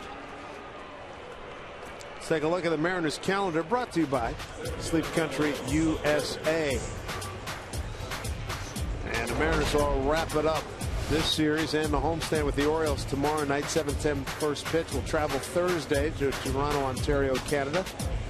Then the Berg on Monday, Sunday night Monday. They'll play the Pirates the 7th and the 8th. Travel day, come home for the A's, and then back out on the road again, back east. And there's no explaining that schedule. We're already back east. Come back. Oh, play Oakland, then go back to the East Coast. Okay, fine. Not many home games in May there. 9. Not as in German, no, as 9 the number. Saunders 0 for 2.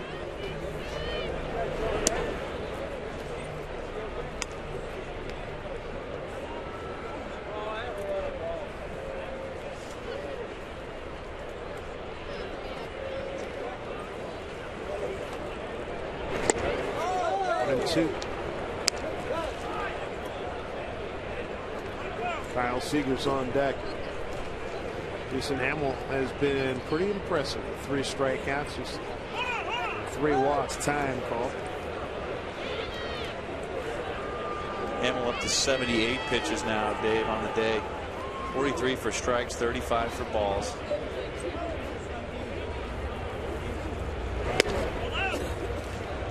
Two. Hasn't really been dominating in any way, but just making some good pitches, using that movement, his height advantage, letting that ball sink, and pitching a pretty good ball game. Double play helped him in the 3rd. It's fouled back.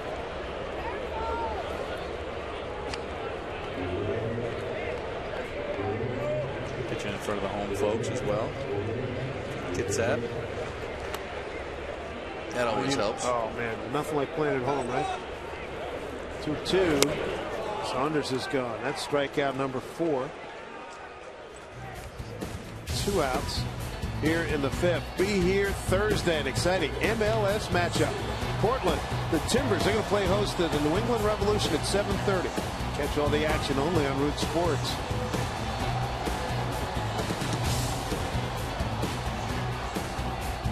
Second time Saunders is K'd tonight. 2 outs. Here's Kyle Seager. He took a called 3rd strike his last time up, leading off the 4th. This one popped up.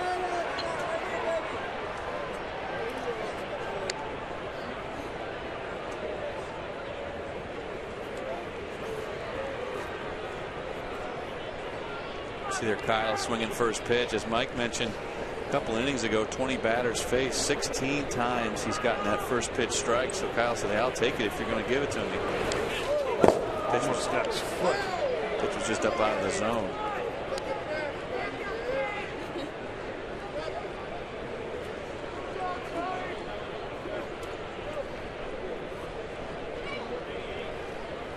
One to Kyle Seager, offensive stalwart for the Mariners. Leads in at bats, runs, hits, total bases, doubles, and RBIs.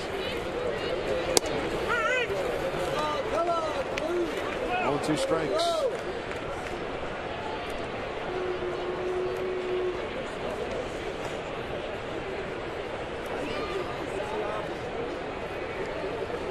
1-2 to Seager.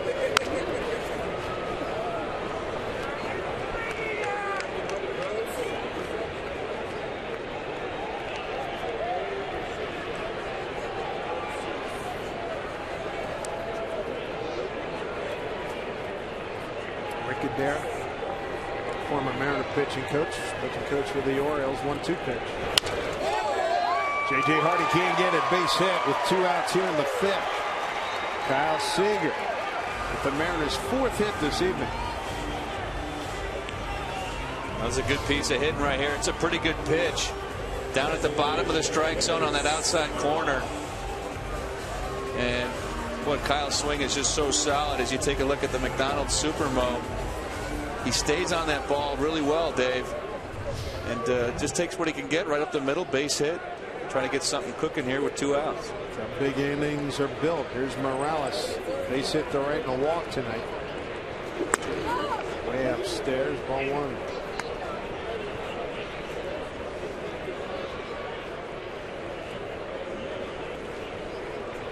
Texas, another in the American League West action. Texas rallies to beat the White Sox 10-6.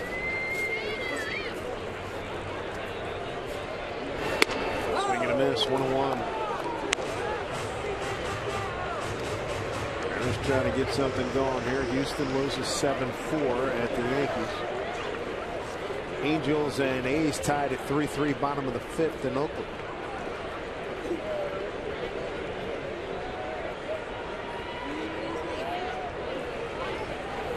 One to Morales. Fouls it off. Morales with 3 home runs and 10 runs batted in. 10 RBIs. Tied for 3rd. Gutierrez is on the DL, has 10. There's 1-2. Chop foul. RBI leaders, you got Seager with 13, Morse with 11. William Morales with 10. With Michael Morse.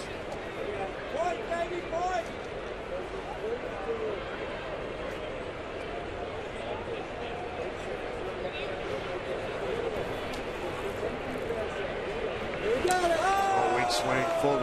Very effective pitch by Jason Hamill. Does a nice job stranding a runner in the 5th. To the 6th we go. 4-0 Orioles.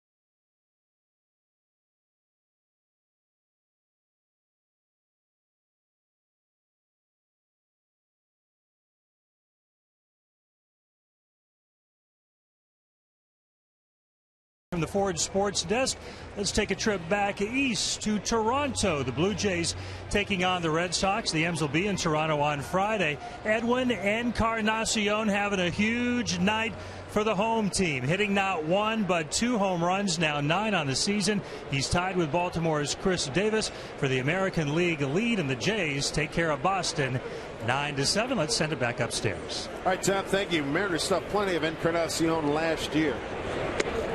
Remember the 1 home run he hit off straightaway center field up at Rogers Center. Jays off to a very disappointing start. 7 games off the pace of 500, 8.5 behind Boston. Encarnacion 5 home runs against the Mariners last year. 2-0 to Matt Wieters leading off the 6th. Wieters, J.J. Hardy, and Ryan Flaherty. Blake Bevan in his 2nd inning of work, following Brendan Maurer, who was lifted after 4 innings, 6 hits, 4 runs, all earned, 2 walks, and 2 Ks. Wieters, a 2-run double and a walk.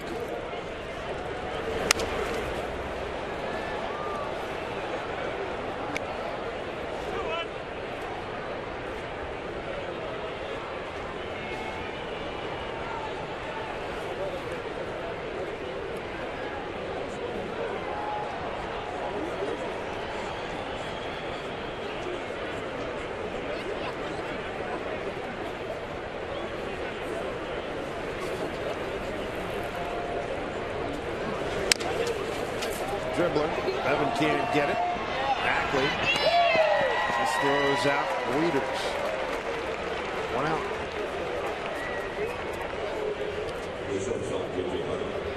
Going to bring up J.J. Hardy, the Orioles shortstop. He's 0 for 2. Ground out the 3rd and a foul out the 3rd.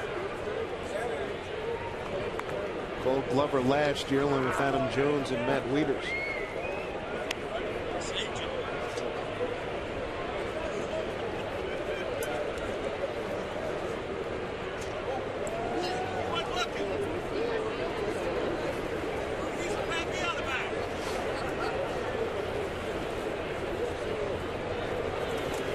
Boys having some fun down there.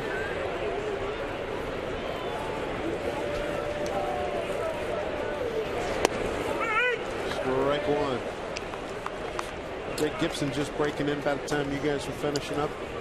Yeah, he'd been around a couple of years. I remember him back there. Saw what happened last time when Alan Porter threw the ball out and hit the pitch. When was the last time you saw one of those? I don't know that I've ever seen that. Is that right? Yeah. Mike made a great point. He said from now on, I'm just going to hand it to the catcher. You do it. Well, you do. Some umpires will tell you that. Hey, I'm not going to throw him today. You know, you got to reach for it every time. So, but that was unfortunate. I always get a kick out of guys, you know, hey, I want to air it out and see what's left, you know, the wing, you know, throw it out there. It's got to be hard to throw with all that padding, all those shoulder pads and whatnot. It's tricky to get your arm up. It's not like they're getting loose all the time. No, right. Exactly. 2-1. Count to J.J. Hardy. 1 out. 4-0 Orioles. All the runs first inning. Hit on the button and eats up Ryan. Thought he had it. Base hit for Hardy. 1 out base runner in the 6th. MLB.com at bat. The #1 source for live baseball everywhere you go. It's available for iPhone, iPad, Android, and BlackBerry 10. At Bat's going to deliver Mariner baseball with live audio, pitch tracking, stats, news, highlights, and more. All you have to do is text at bat to 31826 or visit Mariners.com for details. I need to get one of those coats with the hood on it. It looks like he's in pretty good shape right now. Yeah. In real good shape. Good for him.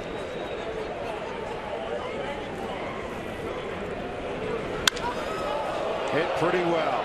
High and deep to right center field. Going back, Saunders can't make the catch. Hardy to second. And Flaherty to third now. And Flaherty in with a double. Boy, hit it a long way. A lot of hang time. So Blake Bevan in some trouble now with 1 out runners at 2nd and 3rd. It's a hanging breaking ball, and you can see Saunders trying to time his leap. He knows where the wall is at.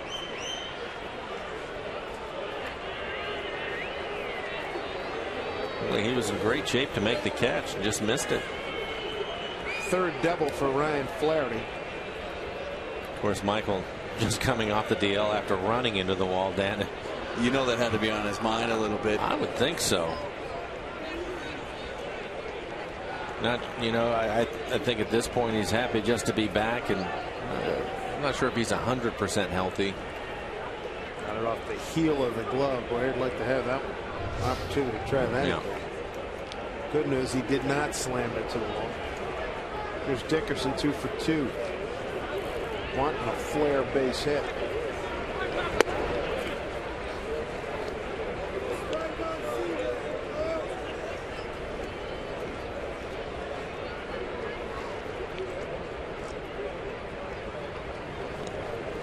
Dickerson with the Yankees last year, 25 games at 286. For utility guys, been with Cincinnati and Milwaukee as well. Another looper. That'll get down for a base hit. 5-0, and steaming around is Hardy. He's going to score. So a 2-run bloop single for Chris Dickerson. That makes it 6-0 Baltimore. What a night for Dickerson. 3 for 3 with 2 runs batted in. And 2 bleeders.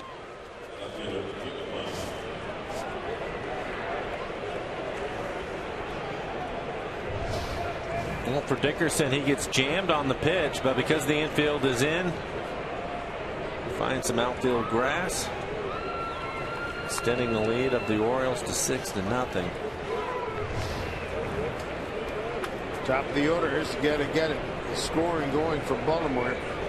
Nate McLeod, 2-1 pitch. Homered off of Brandon Mauer to start the ball game.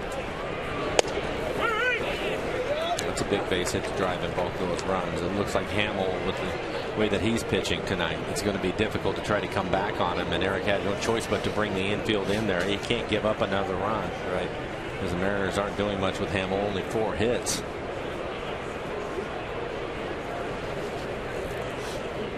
Dickerson tried to steal earlier, and Kelly Shepik threw him out.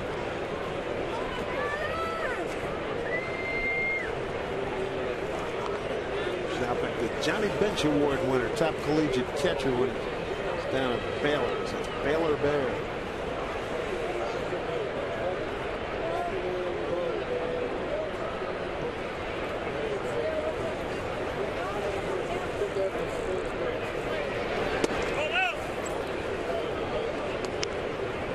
McLeod, 1 for 3.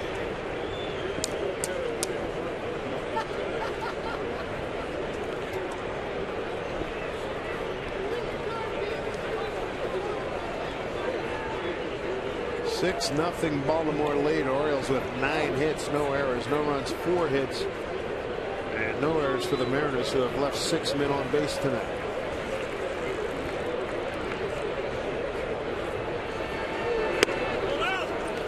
Outside, this is Greg Gibson. 2 balls, 1 strike. Blake trying to backdoor that breaking ball, Mike. Try to get McLeod out front, hit a ground ball. Tough part about it is, I think right now, with Blake especially, he doesn't have an overpowering fastball, but he has good movement on his fastball tonight, Dan. And it seems that he wants to throw his breaking ball a lot more than his fastball.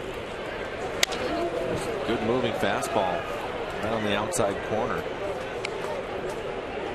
which is different. In the past, he always thrown his fastball, then worked in his breaking ball after that. He almost seems to be pitching backwards than what he had been. You take a look at 48% of his pitches are fastballs. That's a low number. 31 pitches overall for Blake, 17 strikes.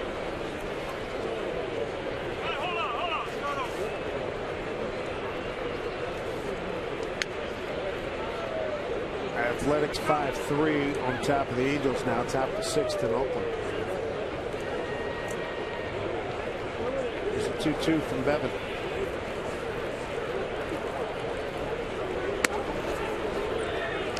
Full count. Manny Machado's on deck.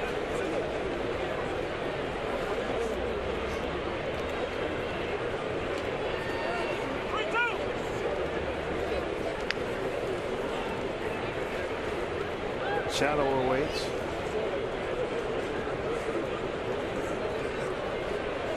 One out. Dickerson at first base. 2 runs in for Baltimore. Pitch to McLeod. Runner goes. Swung on and fouled off the glove of Shopik.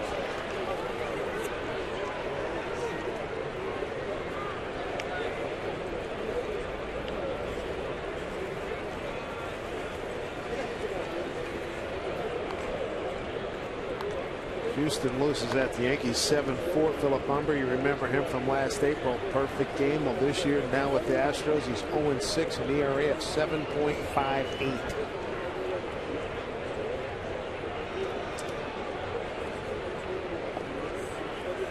Three and 2 here to McLeod.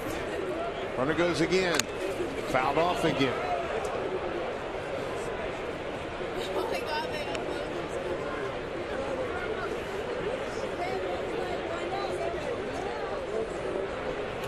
Pitches to McLeod. He's changing up with his fastball and his breaking ball now, but everything's away. Every single pitch. 7 pitches.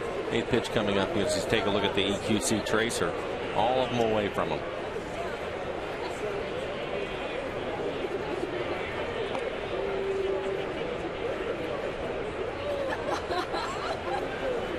Three-2. Dickerson runs. Pitch inside. Lost him.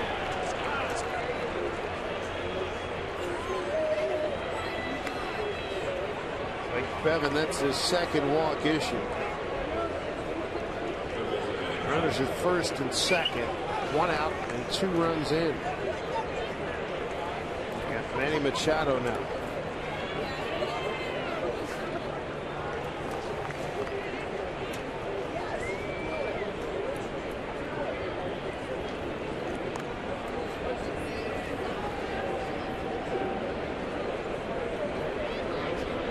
Trying to get out of trouble. He needs a double play big time. 4 straight. Baltimore base runners. Breaking ball, swinging a miss.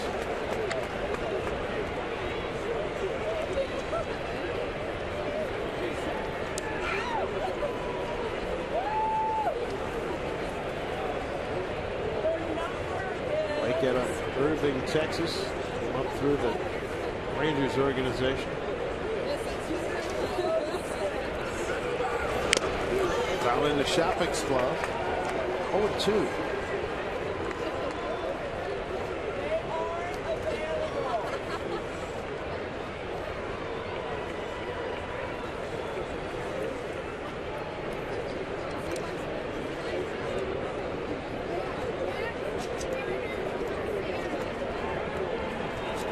Evan works 0-2.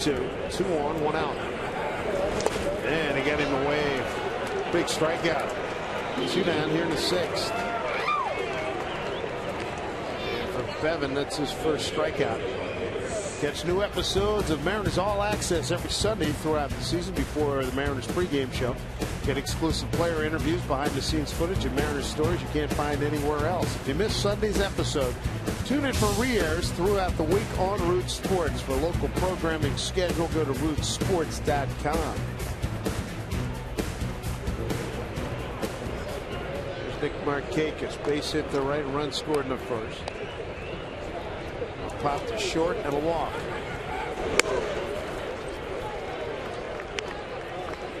Markakis, their 3-hole hitter, started the night at 278, 282 now.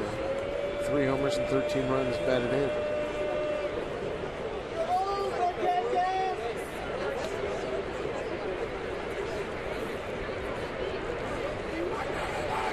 Way inside. 2-0.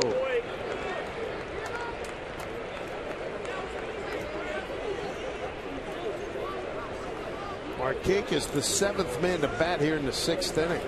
Inning started with a ground out. Wieters thrown out by Ackley, then an infield hit Hardy. A double off the fence in right center field by Flaherty. 2-run single by Dickerson.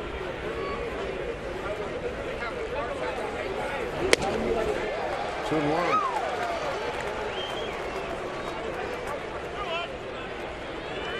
Challenging him up top with a fastball, Mike. That's what you're saying. He's got a good one. 92 miles an hour. Yeah. Threw it right by him. I'd like to see him use a little bit more earlier in the counts, maybe get ahead of some hitters and then use the breaking ball. 2-1. Those two fastballs, they're in the middle of the plate, and he's not able to catch up to them.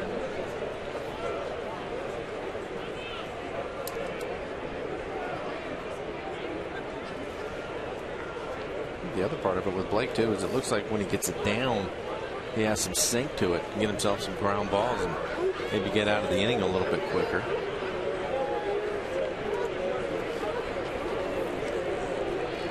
2-2 pitch.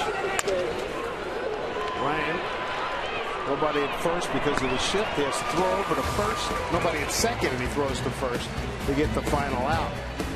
And DeLabor gave up 2 runs at 6-0 Orioles.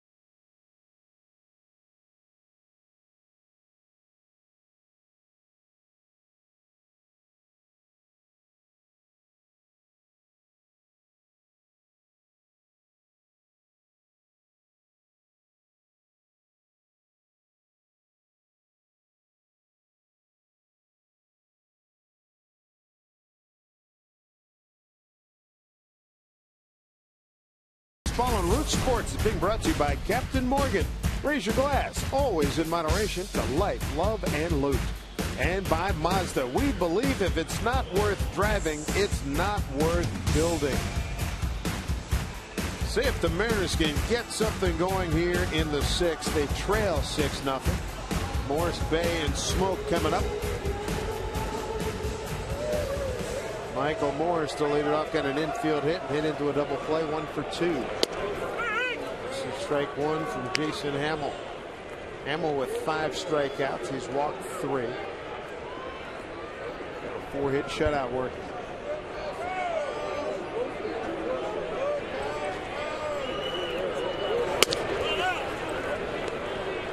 Off the plate, 1-1.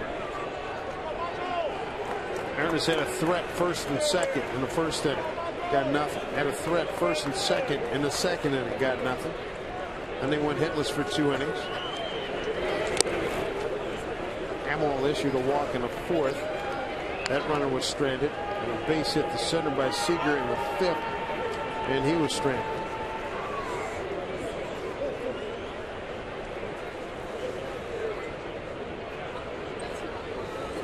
Two-1. All 3 of Michael. Well, I guess the good news, Dave, is he is at 95 pitches now.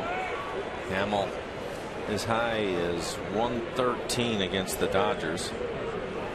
So hopefully he's getting to his limit and they can try somebody else because he's been really good. High drive, deep right field, going back. Dickerson, goodbye, home run, Michael Morse. That's his 8th. So he muscles one out of here, gets the Mariners on the board. Got a 3-1 pitch away from him. Home run number 8, RBI number 12. It's a 92-mile-an-hour fastball, middle away. And this is a good sign for the Mariners. He looks like he's finally healthy with that fractured finger. 8 home runs on the year and hitting the ball, skying it basically to right. That's a heck of a play. Flaherty didn't get him. Bay runs well. He's aboard with an infield hit. Good start. So a home run and an infield hit for the Mariners here in the 6th. For the Mariners, that home run, that's home run number 29 on the season. They started today 7th in the American League in that category. No action out in the pen for the Orioles. Looks like they're starting to take some jackets off out there. But Hamill up 6-1. 97 pitches overall, 56 strikes. A lot of first pitch strikes tonight. 23 batters, 18 first pitch strikes. Done a good job with that, Dan. Really nice. You know, you talk about first, Mike, getting that first strike, getting ahead of here, and getting that first out of the inning. And he has really done a nice job getting that first strike on each hitter. 18 out of 23. Just puts you in a hole right away. And then with his kind of movement, you're forced to swing at a tough pitch. And he's done a nice job tonight. The veteran right-hander Tommy Hunter up in the bullpen. How impressive was he last night, huh? Hey, do you remember Tommy Hunter with the Rangers, Dan, at all? 91, 92-ish in that area. Good little slider, curveball kind of thing. Last night he hit 99 a couple of times. Oh, yeah. He was 97, 98. Since he's gone from being a starter to where the Orioles have picked him up, he's gone into the bullpen and having to pitch an inning or two. He's turning it loose. Aaron Goldsmith talked to him on the radio side, and Aaron met him a couple of times, and Aaron was in the minor leagues down in Frisco. And said one time he was around 90, 91. Said well, after a tough outing one time, went to Steak and Shake, loaded up, came back next day with 93, 94. Kept loading up. Now he's about 20 pounds heavier. Now he's pumping 97, 98. Yeah, well, that's what he said. Wow. How about that? Something else. Have Rick Adair. People here certainly know Rick and what he can do as far as a pitching coach goes. They also have Rick Peterson in the minor leagues, and they give them a lot of credit for these guys. They go down, and when they come back, they pitch a lot better. Smoke, that's a foul ball. Hunter Wendelstedt, the first base umpire, on the call. 2-2 to Smoke. Hunter in good position. Off speed pitch. Tried to hook it over the bag. Looks like it is just foul. Hunter Wendelstedt, great position to see that. Called it right away.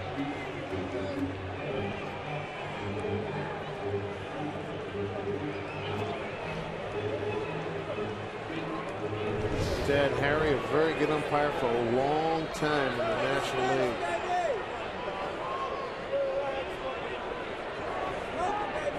Two balls, 2 strikes to Smoke. Did not go, says Alan Porter. Full count. So a home run and infield hit. Smoke trying to keep the parade going here.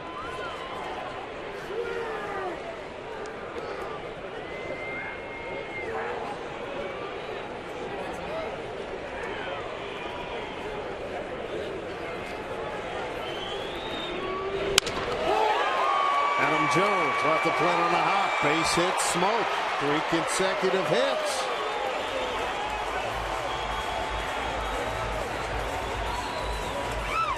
Justin Smoke starting to heat up. 2 for 2 now. Hit a double earlier in the game, then walked, and now that's a changeup. Changeup running away from, was able to stay with it. 85 miles an hour line drive into the outfield. That'll bring out Buck Showalter. It was about 5 steps onto the grass, and he made a definitive point to the bullpen. Give me my guy. It's going to be Tommy Hunter when we come back. Mariners have homered, infield hit, and a base hit to center field. It's 6-1-0s, and maybe something's brewing here.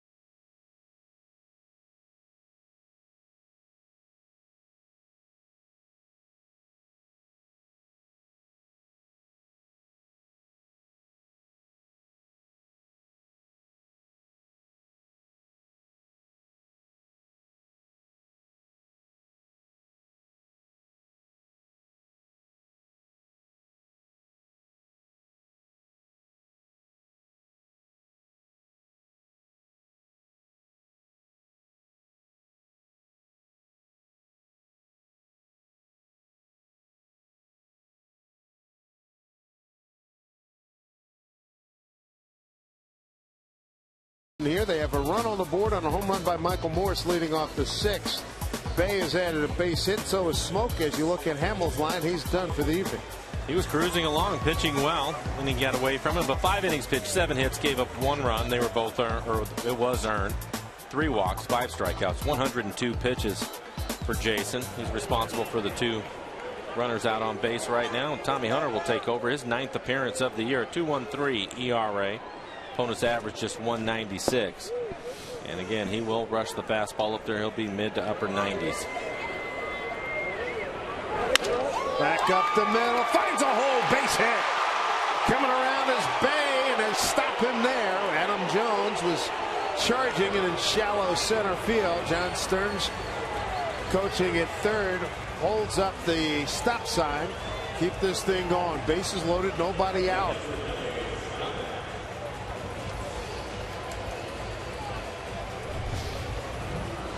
First pitch fastball, 95 miles an hour.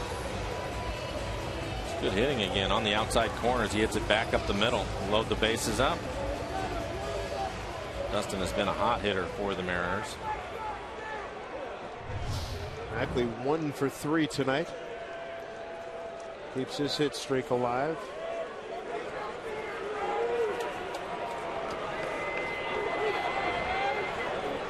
Ackley now with a 10-game hitting streak. Big spot here for Kelly Shopik. 0 for 2. Ball 1. Troy Patton, a left-hander, warming up.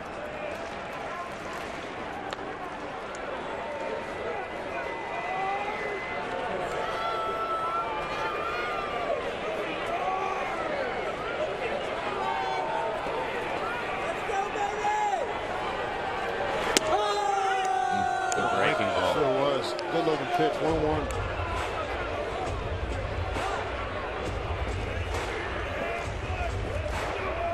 So they are loaded. Bay at third. You got Smoke at second. Ackley at first.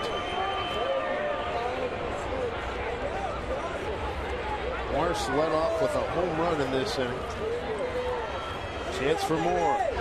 Outside, ball 2.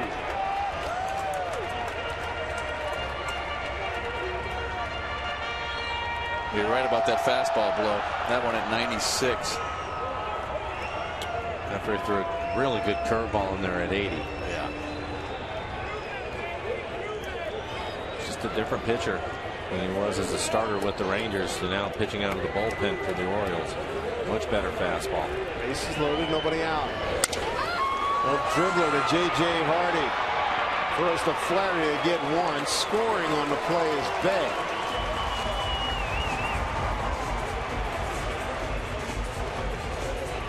So Ackley's erased. And 1 out. Scoring on the play is Bay. This is a cut fastball at 93 miles an hour. A little wrinkle to it. Shopik out in front. But he will pick up an RBI with the force out at second. RBI for Shopik, his 4th. So now it's Smoke at third. Shopik at first. That's Brendan Ryan. 6-2 ball game. Broken bat up the middle. Hardy steps and throws and gets a double play. Mariners do get on the board. They get a couple of runs on 4 hits. 6-2 Orioles.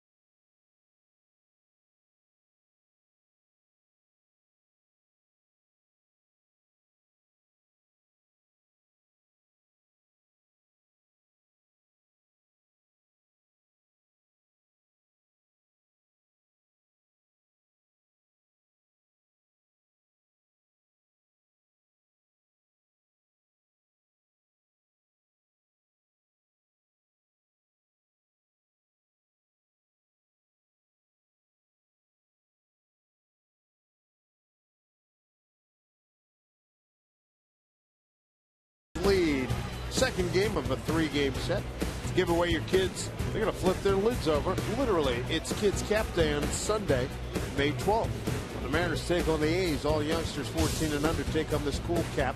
Thanks to Aquafina. Get your tickets for the whole family at any Mariners team store or online at mariners.com.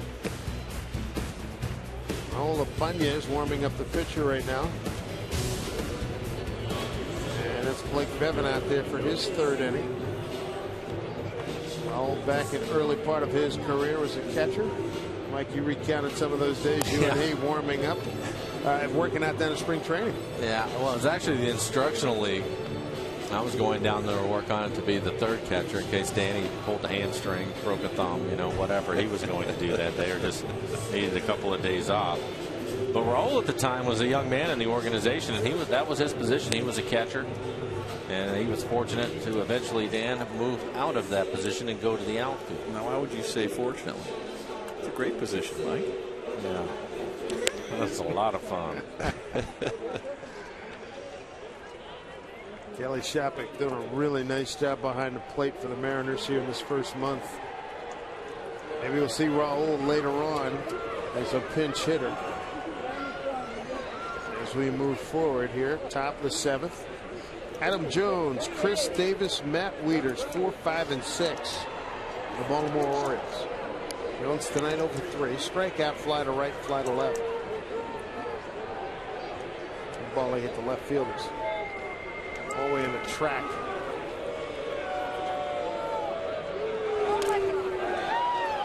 One on Adam.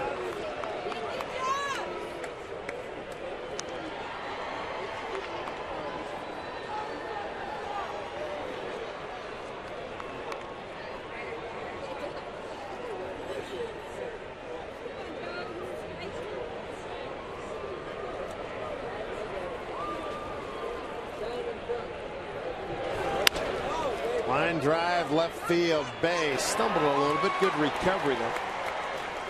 Next play.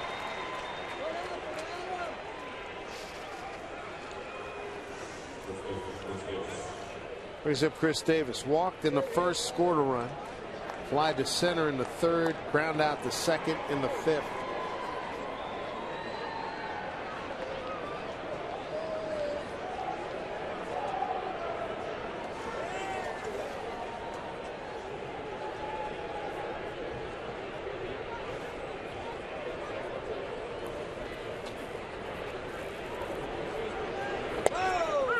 Ball for strike.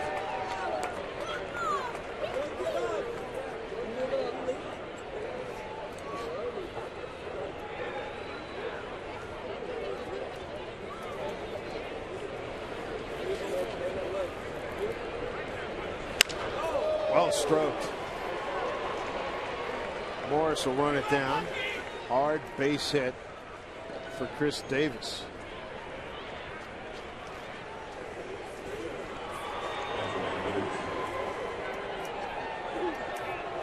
Chris Davis having a fabulous month of April, leading the American League in those categories.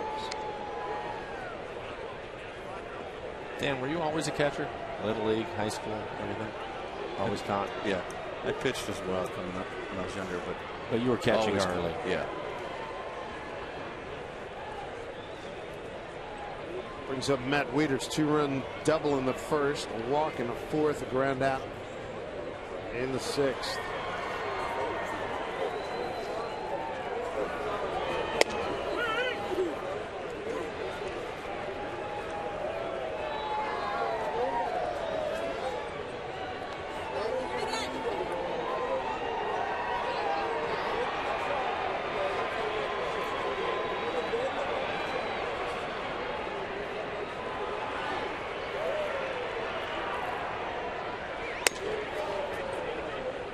Outside.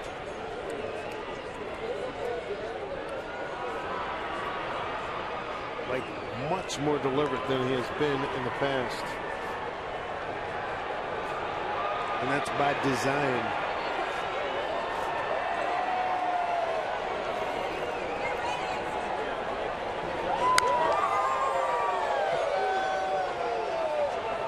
Which is kind of odd lot, isn't it, Dan? Because I think most of the time you're always hearing about a rhythm and, you know, moving forward, but working quickly so your defense can help you out and all those different things. And Blake, to really slow things down the way that he has is a little bit different.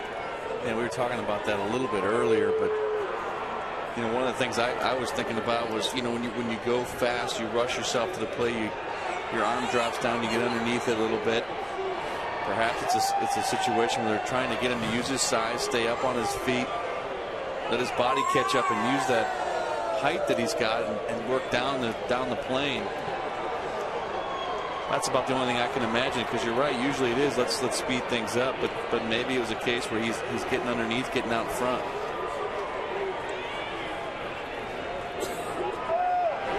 1-2 to Wieters, fouled off. They wanted to get like Pfister, but Pfister at 6'6", 6'7". Yeah, 6'6". But he works a much quicker pace. Yeah, he works really fast. And he's having a catch out there. Yes. Let's go. But to me, defensively is where you're going to see it a lot. When you're working slow, your defense doesn't stay as locked in as normal.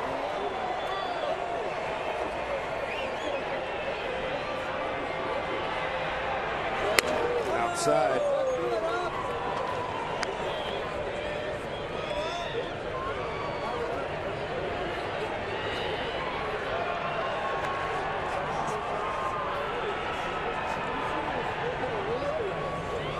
Two balls, two strikes.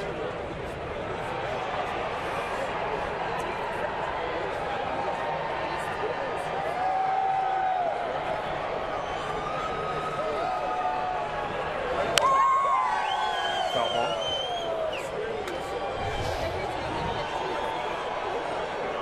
Here's what you were talking about, Dan, in terms of his windup. Trying to stay on top of things. That sometimes when you get out there too quick, you get underneath, your arm drops a little bit. Blake trying to stay tall.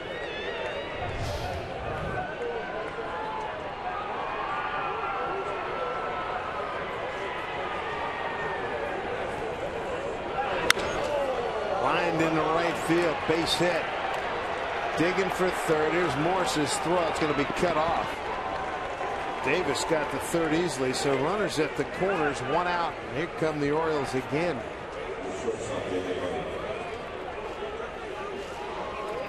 That was on that slow breaking ball. Base hit, Matt Wieters. Second hit tonight for Matt, 2 for 3. A couple runs batted in, brings up J.J. Hardy, the shortstop.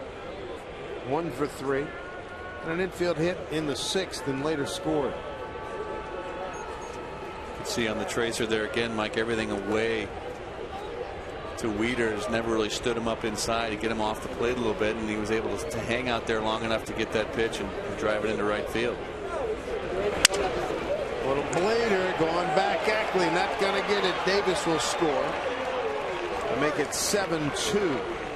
RBI for J.J. Hardy. That's his 15th. Here's Tom Glasgow. All right, Dave from the Ford Sports Desk. Let's take another trip down on to the farm destination, Jackson, Tennessee. The subject, Taijuan Walker. Man, is he dialed in after a slow start to the season. Look at what he's done his last 4 starts, and he will start tomorrow against Jacksonville. Here's a young man, I think, guys, who's trying to make a rather quick trip to T-Town to pitch for the Rainiers in short order. I like the sound of that for sure. Blake Bevan, his night's over. And we shall take a break here at Safeco Field. 3 consecutive hits here by the Orioles, who have added to their lead. Baltimore 7-2.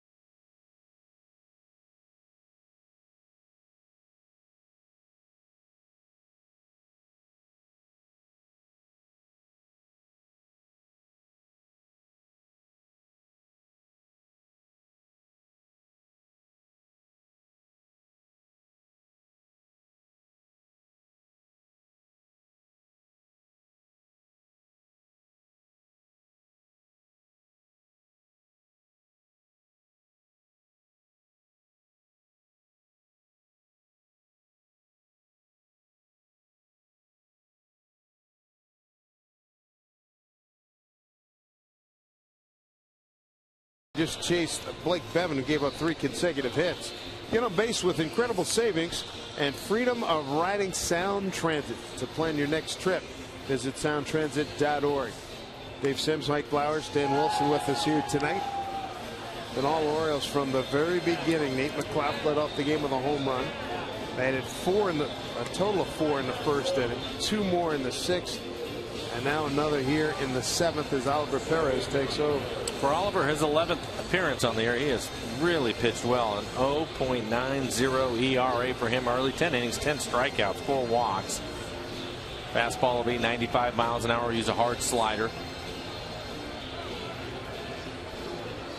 We were talking about Tommy Hunter being a starter and going to the bullpen. It really has really been a good thing for the Mariners with Perez being a long-time starter. Now he's in the bullpen, also obviously throwing hard too, as I mentioned, Dan, 95 miles an hour. Yeah, he's got some good stuff out of the pen, and you're right, it's really served him well to go down there into that bullpen. He has changed a total, obviously, change of mentality. What he's going to do is what he's going to do is he's going to extend his career by years. Yeah. Left-hander, throws hard. Ryan Flaherty, the hitter.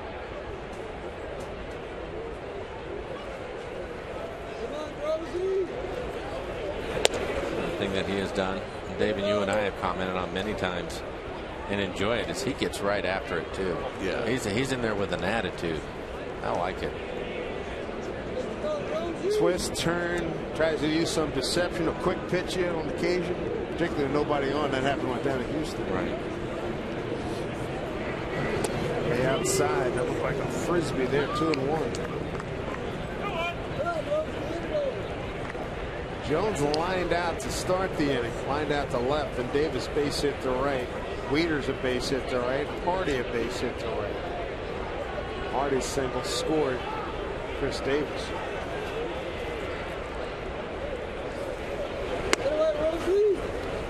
One. On deck here's Chris Dickerson. He's 3 for 3. Knocked in 2 runs with a single in the 6th.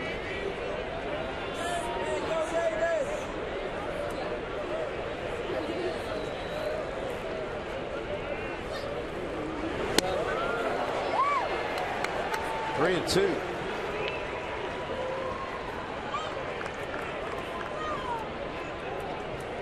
Good fastball there, challenges him inside. 3-1 count. Good movement on it. Yeah, he's got a good movement, good velocity.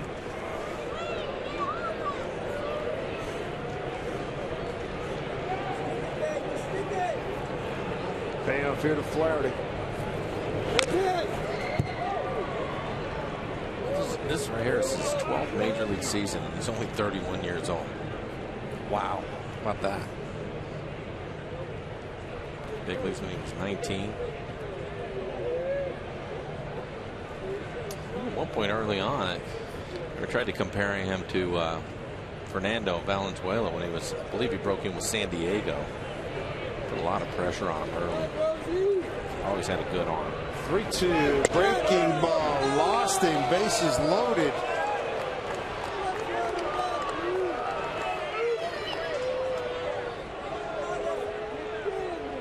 Bases loaded for Chris Dickerson. Well, Dickerson's having an evening. 3 for 3. He's driven in 2 runs.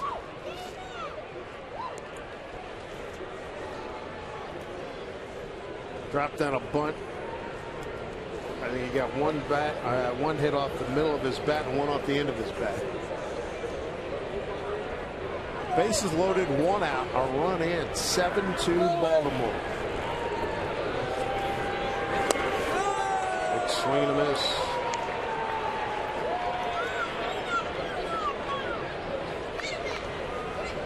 They're loaded up. Matt Wieters, he's down at third. J.J. Hardy at second and Ryan Flaherty at first.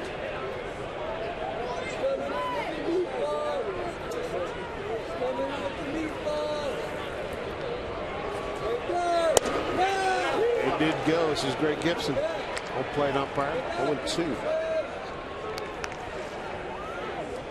Good location with those sliders. got that good sweep and breaking ball, kind of running it off the plate. Throw it again, huh? Yeah, I think so. I think he's going to chase him outside with this slider and try to get the punch out.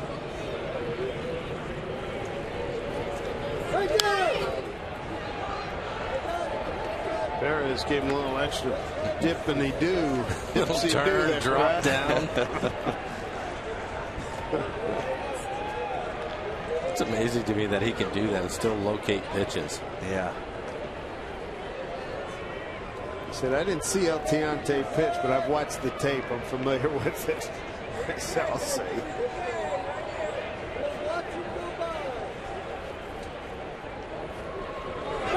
Struck him out. Good fastball. 93. Tipped it into the glove of Shapik. Big second out. Good fastball. Right on the outside corner. For all those breaking balls, it'd be tough to catch up to that. Good pitch, though. Well located. That's a pitch you don't want to come back on the plate, Mike, and he kept it out there. But sometimes with that lefty, that movement will run it across the middle of the plate, and that's when you get in trouble. Seventh man to the plate, Nate McLeod, as we get back to the top of the order. Trouble, foul. Boy, catch a break there.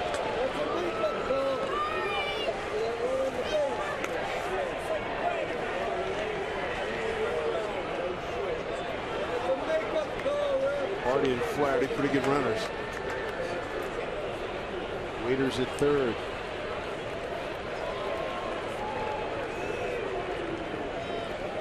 Nowhere to put Nate McLeod. I don't think even a home run since then, a fly to right, a strikeout, and a walk.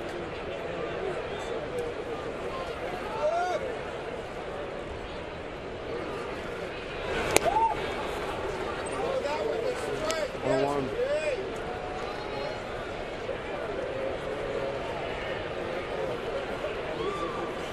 There is Culiacan, Mexico. It's 32 on August 15th.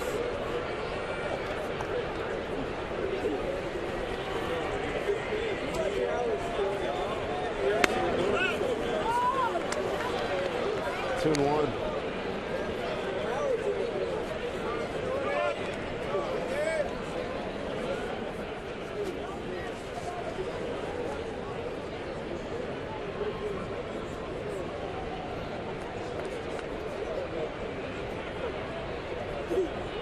Wow, for 200 hitter against left-handed pitchers. 2-1. Frozen. 2-2.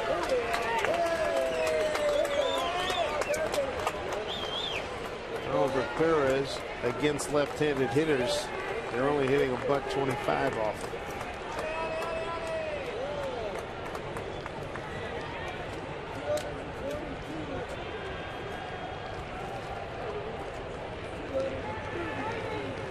Two and two with the bases loaded.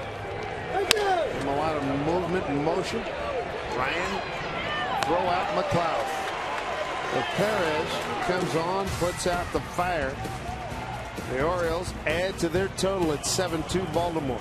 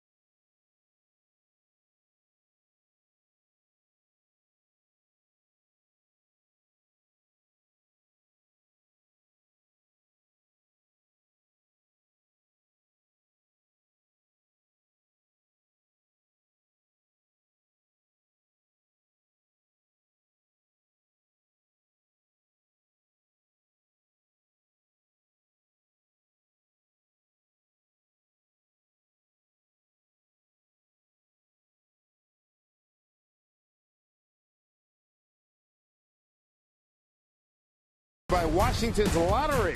Want more chances to win some cash? Buy a $5 Mega Millions ticket with a $5 Mega Flyer and receive a voucher for a chance to win one of 5 $1,000 prizes each week. Play bonus play from Washington's Lottery today. Visit WALottery.com for details. Good look at the fabulous roof structure here that we can close at a moment's notice when necessary. Right now, the Mariners need some kind of opening for offense. Need lots of it. Down 7-2 to the Baltimore Orioles as they have made yet another pitching change. Troy Patton takes over. And for him, it'll be his 11th game. He's pitched well. 2.45 ERA. Put up 1 home run on the year.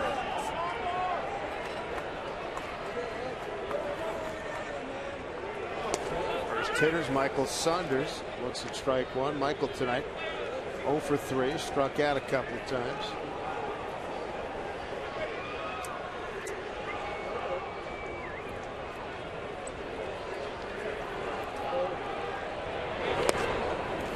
Outside 1-1. Top of the order, Saunders, Seager, and Morales.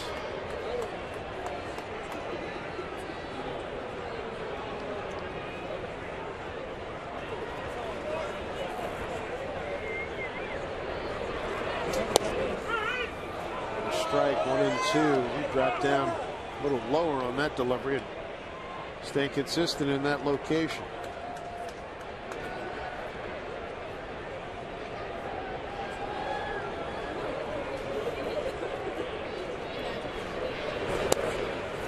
Missed away 2-2.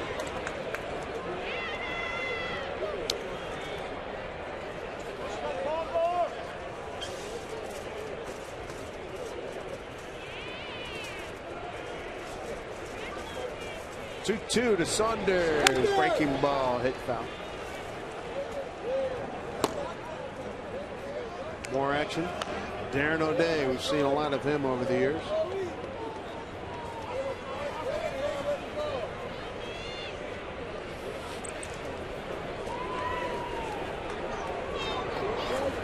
Mariners 2 runs on 8 hits. Orioles 7 runs on 12 hits. Pitch to Saunders. Breaking ball down low.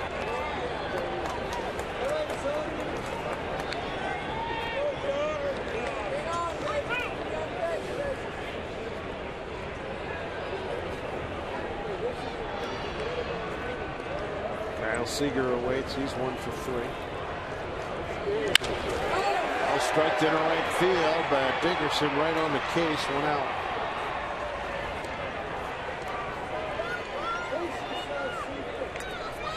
One out here in the Mariners' 7th. It'll bring up Kyle Seager, Cubs offensive leader.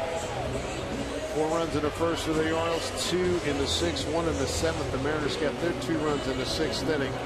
Leadoff homer by Michael Morrison, an RBI and a fielder's choice by Kelly Shoppick. 13,629 on hand.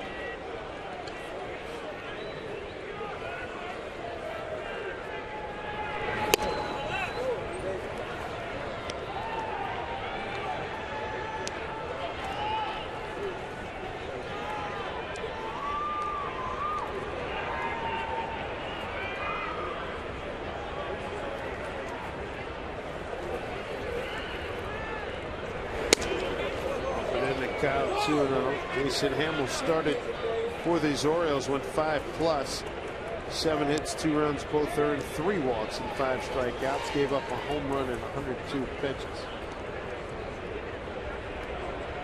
102 pitches, 59 for strikes. Tommy Hunter pitched an inning, and now Patton.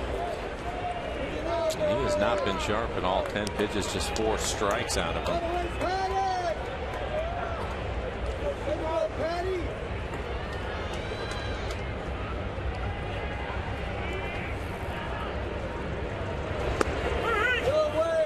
Strike to 3-1.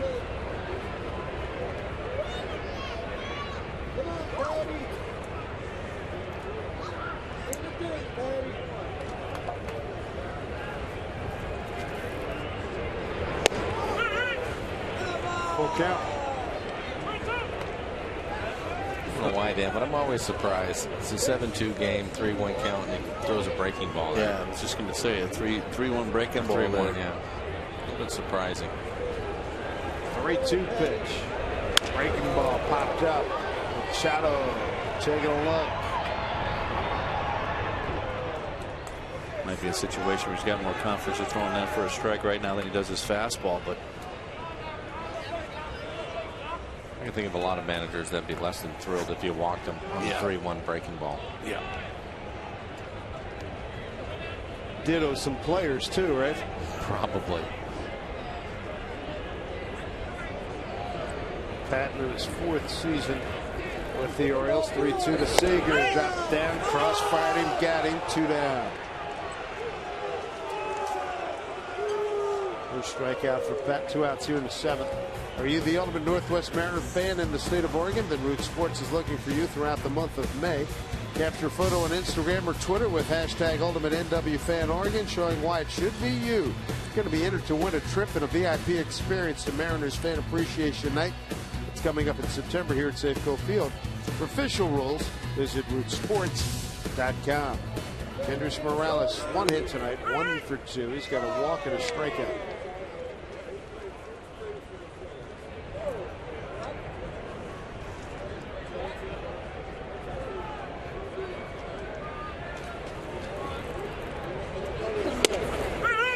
Back to the fastball. It is ahead of Morales.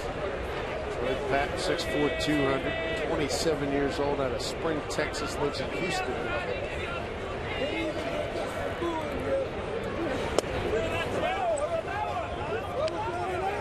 Two.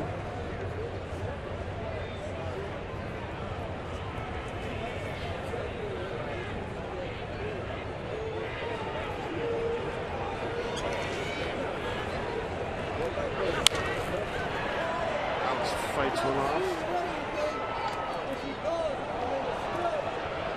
Right about the time City was struggling, he strikes 7 out of 8 pitches. Yeah, he found his fastball there on that last one to Seager, and now he's really found it. Nice little change up there with 2 strikes. 1-2. Yanked foul.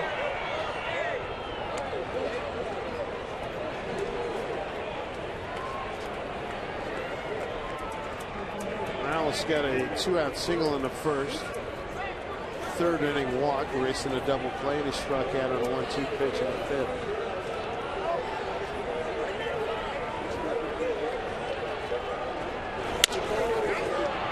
That eats up Davis.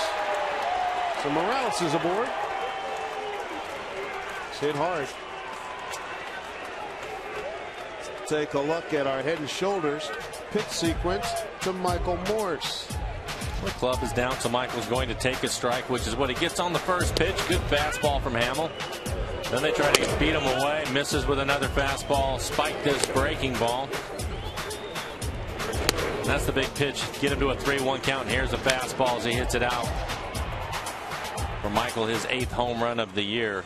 And it's amazing how counts can go sometimes. 3-1 home run, 2-2, who knows? Yeah. Looked to me too like that fastball away might have been a 4-seamer, not a 2-seamer. When we come back, Michael Morse will be facing Darren O'Day. 7-2 Orioles.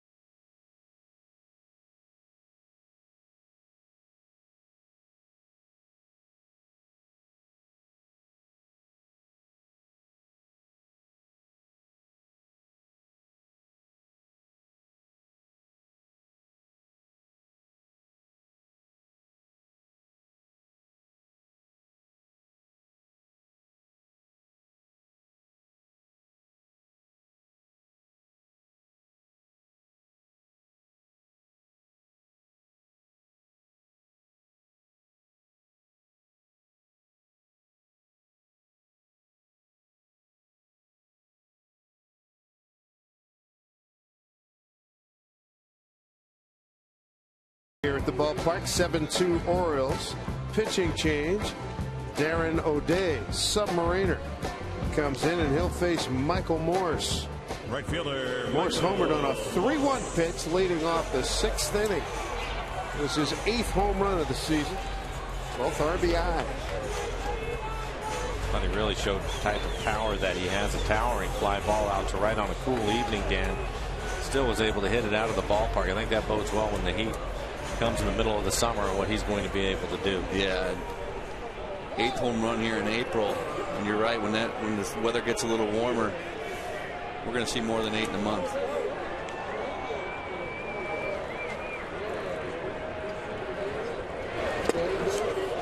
Big swing and a miss.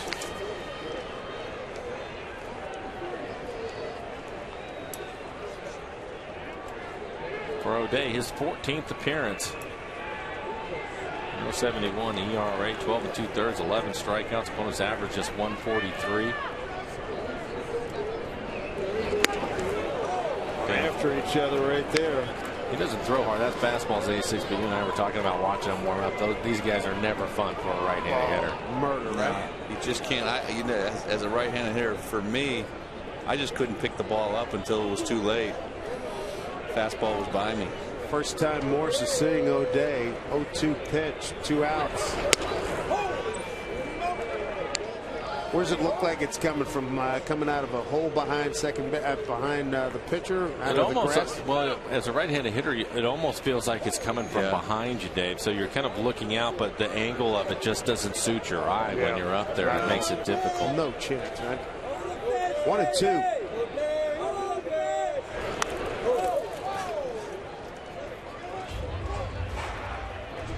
Take a look at O'Day's windup, and you can see how low to the mound that he gets and hiding the ball behind him. Boy, that's wild. Boy, oh boy. Ball at 2 strikes to Morse.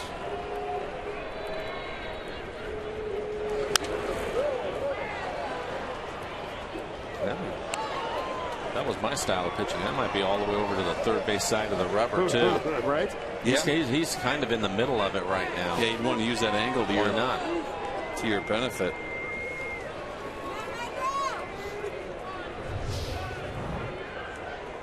See him leading with that elbow and dropping down on you.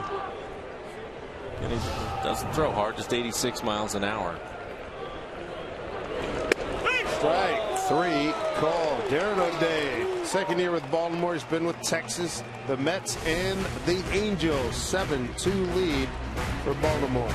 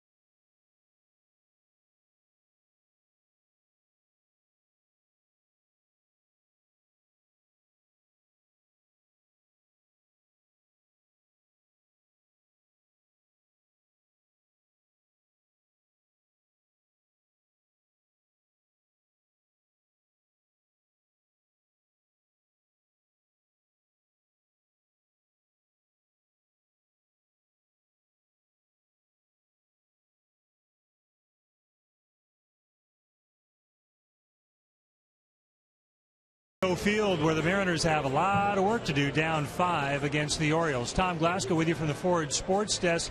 Let's take you down to Oakland, where the Angels and A's don't want anything to do with 19 more innings tonight. Yoenis Cespedes, with the game tied at 3 in the 5th, delivers a triple. That'll plate 2. The A's led 5-3, and they now lead 9-6 in the bottom of the 7th.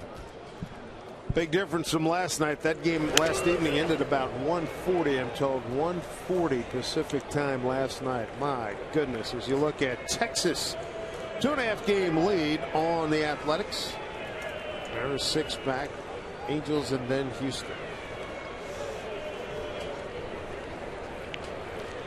Manny Machado leading off against Albert Perez. 1-1. Machado, Markakis, and Jones 2-3-4 here in the 8th. Orioles, they made noise early with a 4-run first. Nate McLoughlin leading off the ball game with a home run. 3 more runs followed that inning. Matt Wieters doubled in 2. And a 2-run single from Dickerson in the 6th. An RBI in the 9th. In the 7th is Uravis Medina. Throwing right-hander warms up. 2-1. That's solidly smacked into the gap. Manny Machado. He will settle in with his 2nd double tonight, his 11th of the season.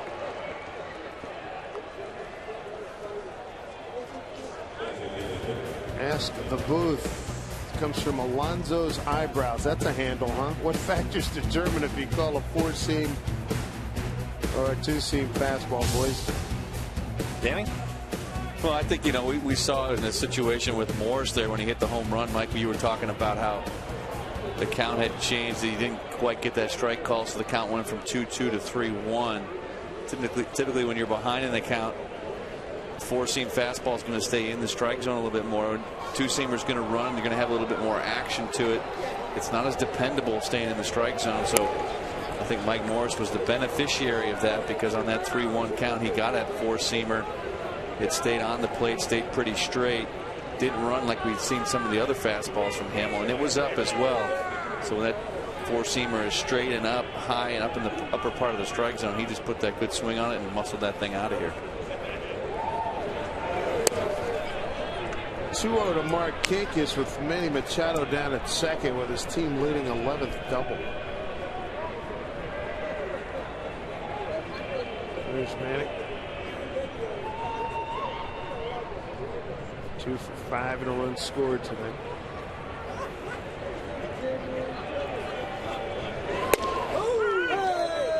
Two and 1. Adam Jones on deck.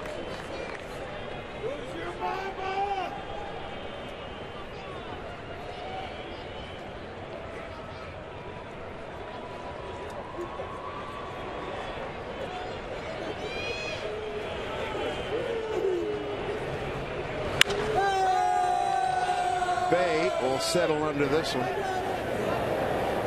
Jason makes a catch, 1 out.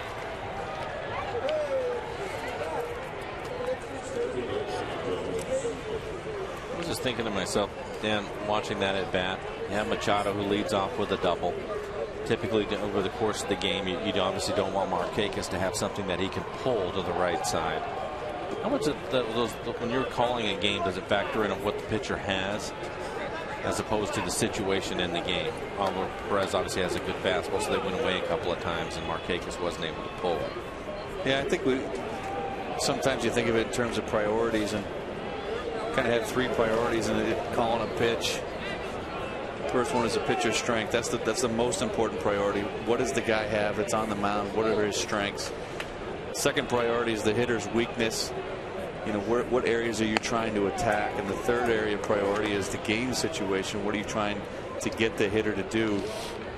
And a lot of times when you get a matchup where you have a game situation and you're pitching to the pitcher's strength, that's a good situation, and right there is what you had. You wanted to stay away from Markakis there, and he's got the good slider, the good fastball outside, away from him, and so to keep the ball away and pitch to Perez's strength is a benefit. And the game dictates that. Depending on what situation you are in the game, what point you are in the game, what the score of the game is, can determine which priority needs to take a priority at that situation. Here's something you don't see. Intentional walk to Jones to get to a guy who started the day leading the American League in homers, RBIs, and total bases and slugging, Chris Davis. Well, this is clearly just a matchup situation for Eric Wedge. I'm going to go with the lefty-lefty. Oh, understood. But generally, it's certainly not the guy with these kind of credentials coming into today's game, that's for sure. Davis. As hot as anybody in the league. Yeah, that's true. I think sometimes you just have to pick your poison because the guy that they put on is a pretty good player. Exactly.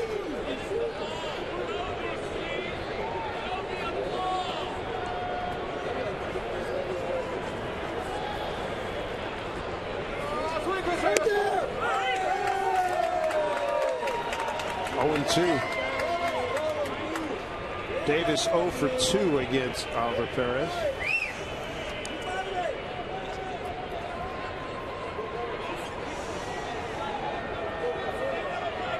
Davis hitting .297 against lefty pitchers with 3 homers, 11 runs batted in. Here's the 0-2. Perez gets him. Big strikeout. A weak wave. He's gone. And that move worked out.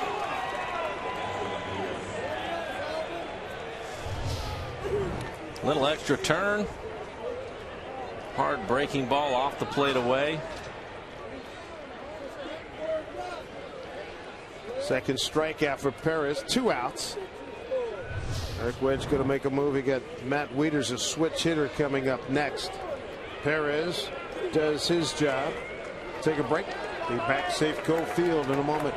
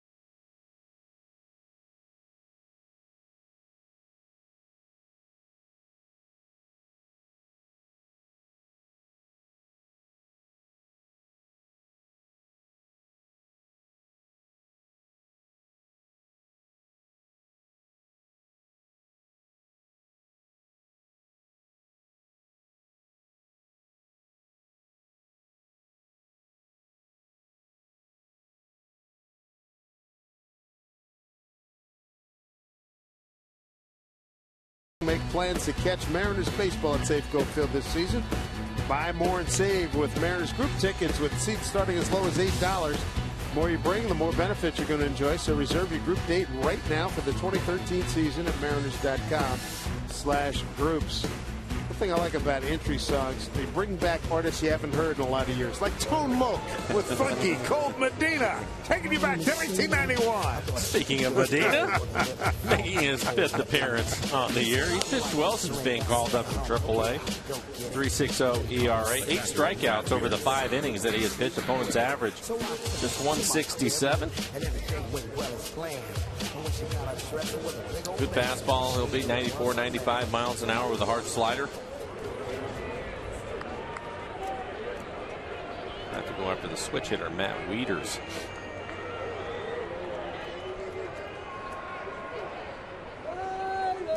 Two-out situation, couple of men aboard. You got Manny Machado at second and Adam Jones at first.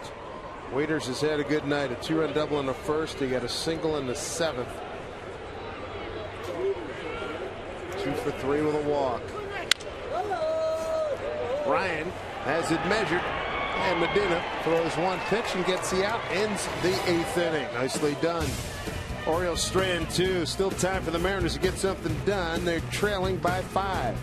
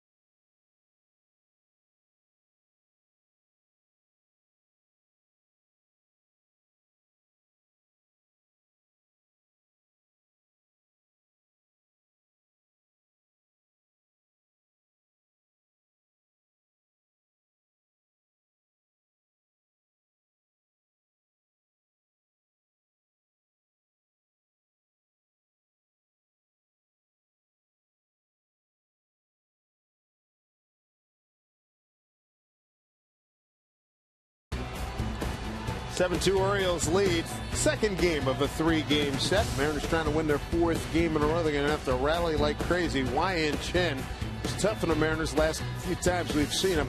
Goes against Aaron Harang. Still looking for his first Mariner victory.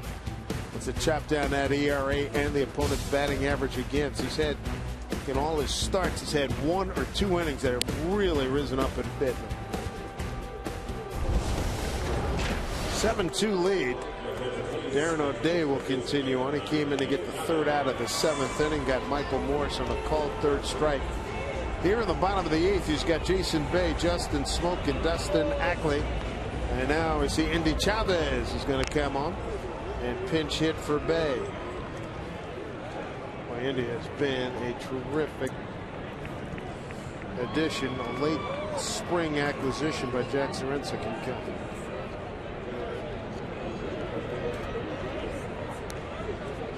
Turned out to be a clutch move, especially with the injuries too, Dave. So he's filled in very, very well. He'd also play for the Baltimore Orioles. Much better look left-handed in O'Day than a right-hander, that's for sure.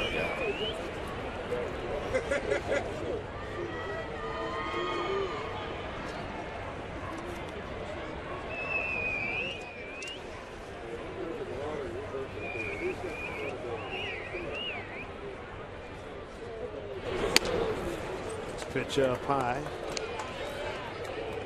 Chavez 0 for 1 in previous pinch hit situations.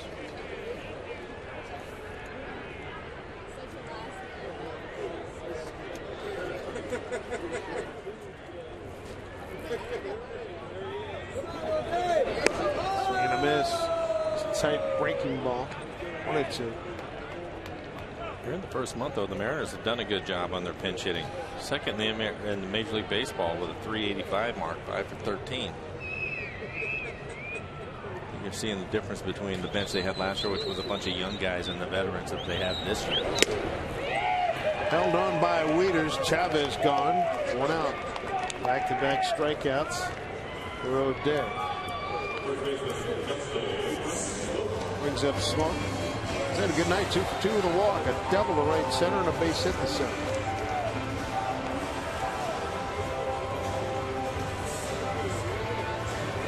I think the other point to make about that too, Mike, is Dave Hansen, the hitting coach, one of the best pinch hitters of all time. The best I ever played. Yeah, unbelievable. Tough job. Very tough. Dave being a left-handed hitter, he usually ended up getting closers. Yeah. You know, the toughest guys they have in the bullpen is who he had to deal with. That is brutal. Yeah. But he was good at it. It's a special talent, man. We look at that list of great pinch hitters, man. It's extraordinary. It really is. Impressive guys. And my man, he salute them. Sit for a couple, 3 hours, and we need a knock. By the way, he's throwing 97 with a split. Go get him.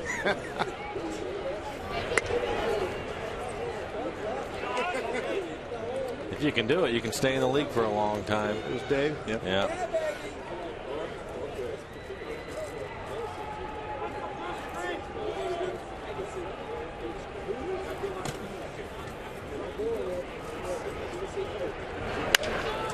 They're on the button, one hop though. Flaherty takes care of it. 2 down. Well, you really can see Justin coming along, Mike. He's really hitting the ball hard. Even his outs are hard. He had a walk earlier tonight. His at-bats have just been outstanding over the last several games, probably the last over a week. Yeah, speaking of Dave, when the team was in Houston, I was having a conversation with him about Justin, and he said that what they were working on was just trying to slow the game down a little bit for him. Sometimes his stride gets a little too far out there, which causes his swing to get longer, and they were working on that, and you can see that it's starting to come along, and there's nothing like having some success when you're working on something, having some positive reinforcement, which is at this level getting some hits, and that's what Justin is starting to do. But you start to get some of those hits, gain some confidence, all those things that you're starting to work on, shortening things up, and then next thing you know, you start to get it on the barrel and square it up. But you have to start somewhere. Yep.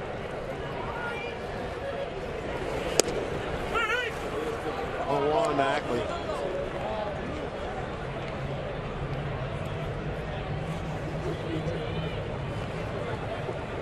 Most pinch hits in a season, Dave Hansen, year 2000 with LA, had 7.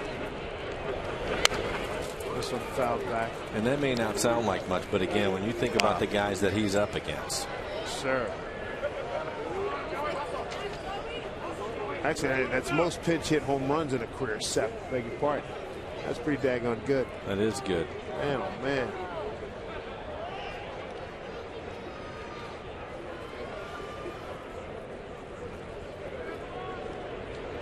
One and 2. We start looking at the list of great pinch hitters: Gates, Brown, Lenny Harris, Manny Mota, Rich Reese, Manny Mota, Rusty Stops, Jerry Lynch, Matt Stairs has a bunch of numbers in there. Like for the Dodgers, he was at one point trying to chase down Manny Mota.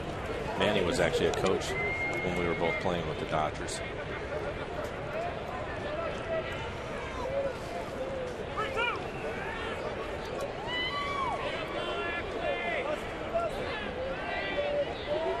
Total hits: Mark Sweeney and Lenny Harris. And Hansen checks in at number 6 with 138 pinch hits. That one's fouled back. And Matt Stairs, your old teammate, 23 pinch hit home runs.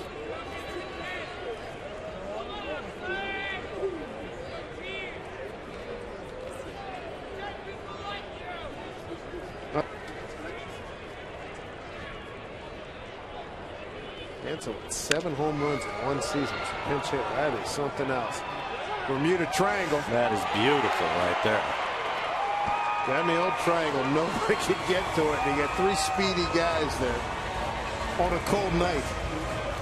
And as a hitter, that is beautiful. So many times you hit the ball hard, Dan, and you have to turn around and go back in the dugout, have nothing to show for it. When you get one of those, you would take it and love it. Absolutely. The ball was in the air for a long time, too. Kelly Shopik, the hitter. 0 for 3. Get an RBI and a fielder's choice back in the 6th. 2 outs here in the Mariners' 8th.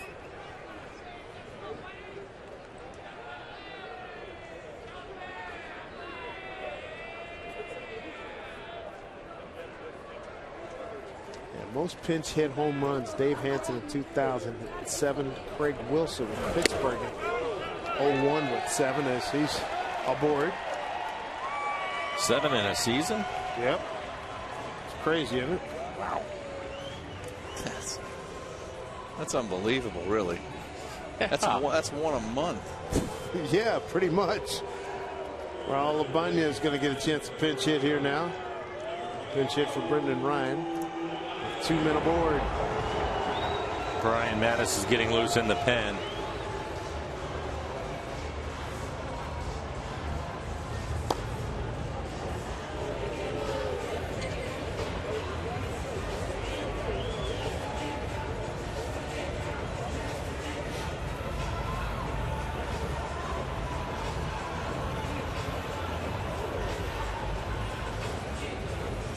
Still no sign of Buck Showalter.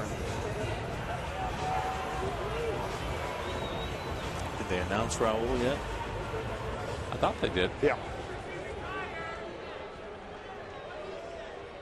Gonna let him go? Nope. There he comes.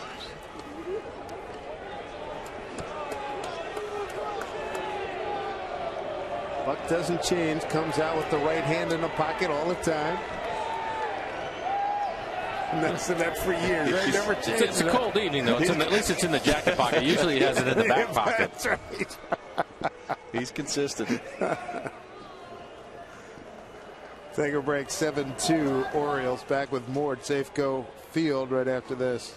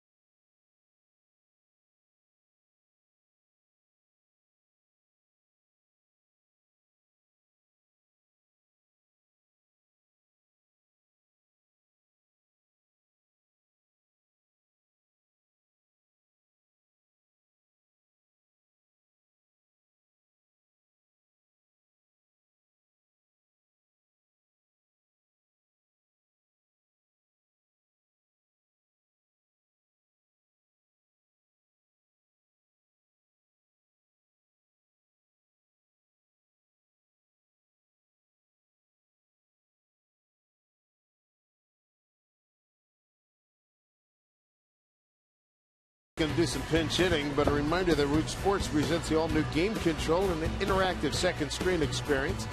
Brings you closer to the game than ever before. Get live game stats, trends, and analysis.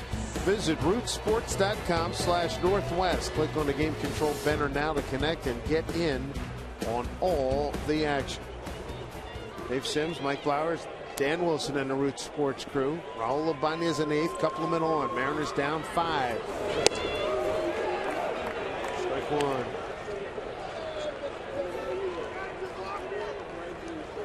Brian Mattis in his 12th game, 1-0, 3.27 ERA. 10 strikeouts against 3 walks. 0-2.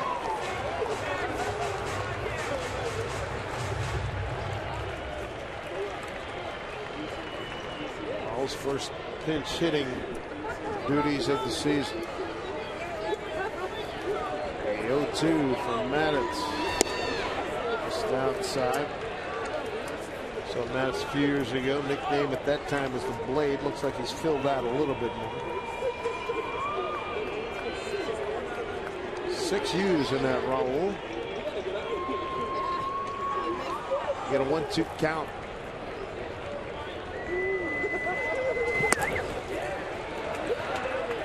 3-2.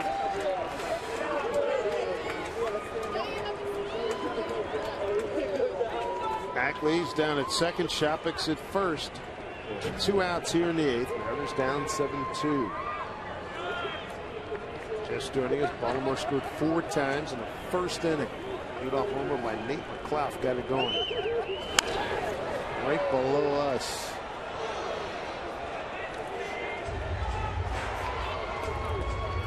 Good pitch to hit for Raul. Fastball 90 miles an hour in the middle of the plate.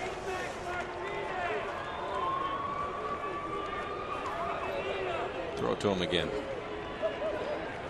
Raul had plenty of heroics last year in the postseason for the Yankees. Pitch, breaking ball, head high, foul. Davis looks like he's got to play. He does, and that's it. Turner Strand 2 in the 8th. Ninth inning coming up. Bottom third of the order for the Orioles, who lead 7-2.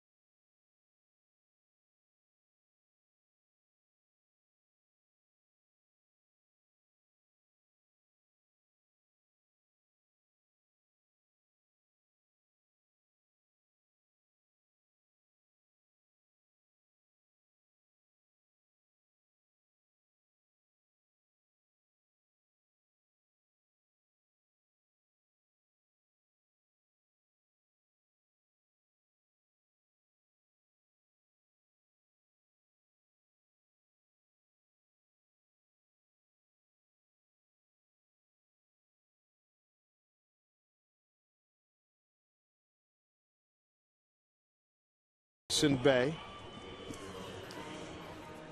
And at shortstop, Robert Andino picks up Brendan Ryan. And the key right now here in the top of the 9th inning, Baltimore leading 7-2.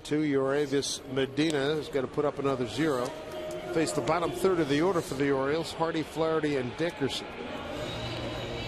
Charlie Furbush is getting loose in the Mariner pen, a left-hander, so he may face just one hitter in a string of 3 lefties in a row after that.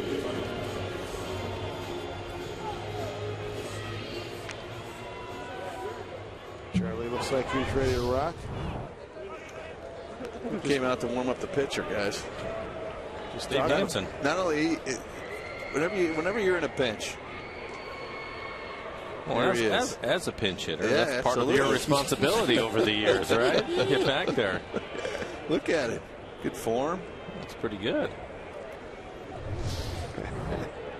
I like the way Medina threw it in there about 65. Take care of him. Uravis Medina came in through one pitch, got Wieters to pop out to end the 8th. There's J.J. Hardy.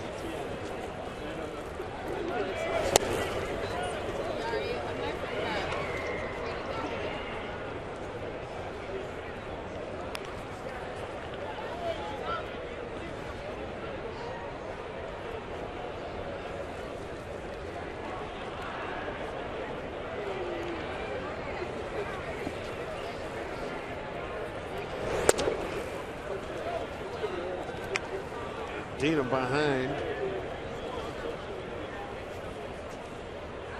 3-0.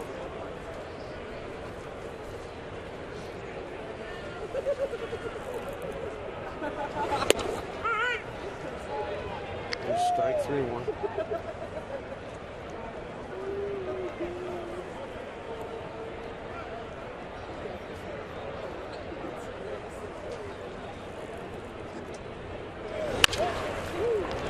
Ball finds Andino, the former Oriole. And he throws out J.J. Hardy.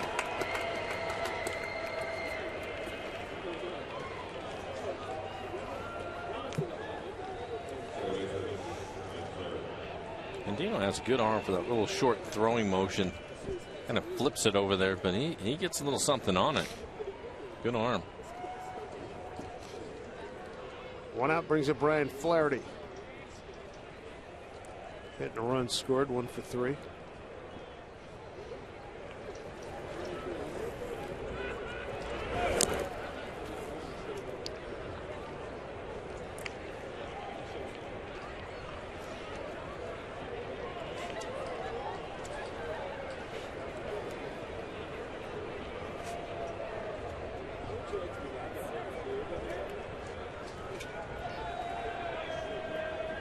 There's only 2 runs. They come in the 6th. Home run by Morrison, an RBI, and a fielder's choice by Shopik. That's it.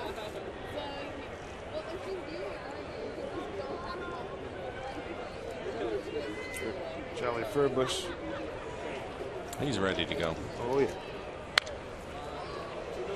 2-1.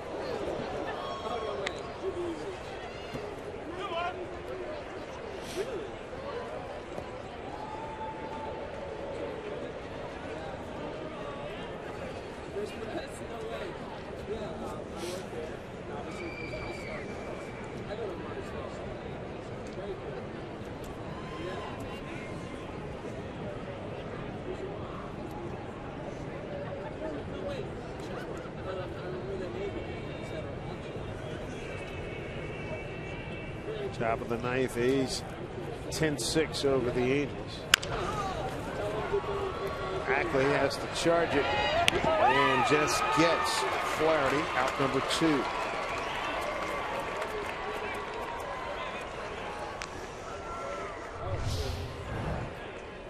Good charging play by Ackley. It almost hit the cut of the grass. That would have been a problem. Sometimes when it does that, it'll just go flat on you, but he gets a good hop. Gets rid of it quickly.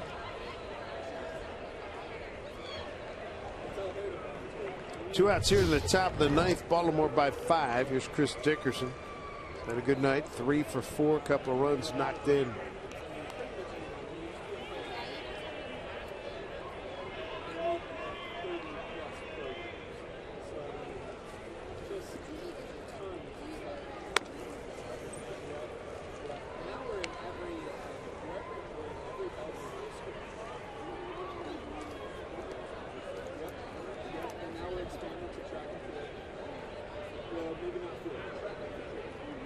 This game and the Angels-Oakland game are the only games going on in Major League Baseball right now. Did not go, says Alan Porter. 2-0.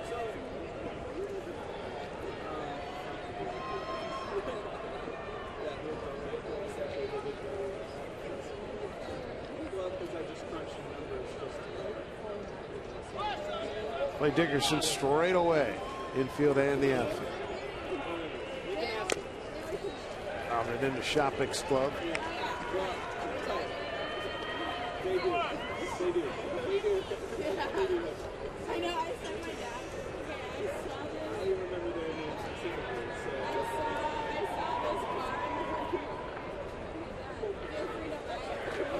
I 2-1 pitch. With 2.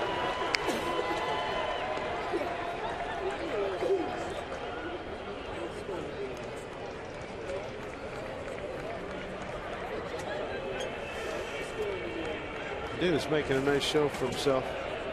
It's being called up last week. 2-2, 2 out, nobody on. Breaking ball, strike 3 call. Nice job. Faces 4 men, retires them all. Work to do for the Mariners. Last stops, top of the order. Michael Saunders, Kyle Seager, Kendrys Morales here at Safeco Field.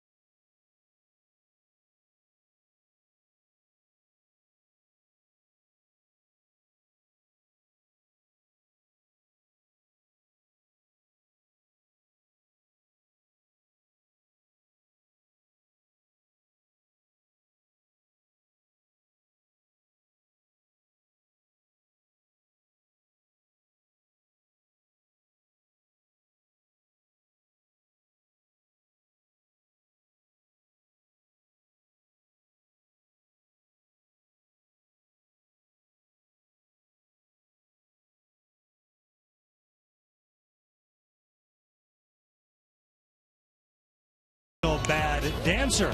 Maybe he has some competition in this gentleman. Mariners with some work to do. Baltimore 3 outs away from evening the series here at Safeco Field. Tom Glasgow with you from the Ford Sports Desk as we give you a little preview of what's coming your way on Mariners postgame. We'll have highlights from both leagues, including 2X Mariners showing some power. Of course, we'll have reaction from Eric Wedge and his players. We'll preview tomorrow's mound matchup for the series finale, and we'll take you inside the autograph. Back to Dave, Mike, and Dan. Tom, thank you so much. Look forward to the post-game show. Michael Saunders leads off. 1-0 count.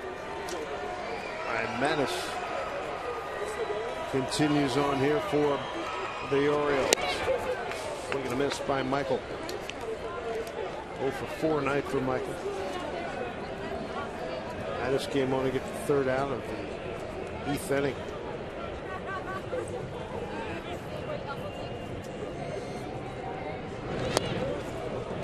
One and two.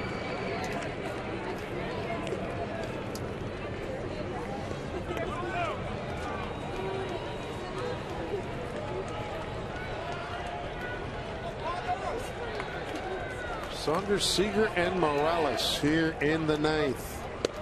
Strike 3 called. Third time Michael was struck out tonight. First time looking. There's been a lot said about the Mariner bullpen here in April. Mike doing a nice job putting up some good numbers. But this Baltimore bullpen, they got some pretty good arms down there. They got some pretty good horses down there too. And you would think that they would have to pitch a lot over the course of the summer, especially playing in Camden Yards, an offensive place. Yep.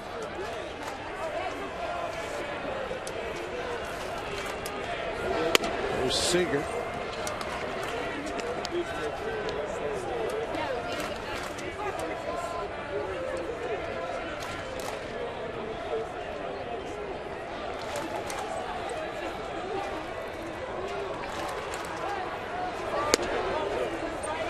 Ball up high, 2-0.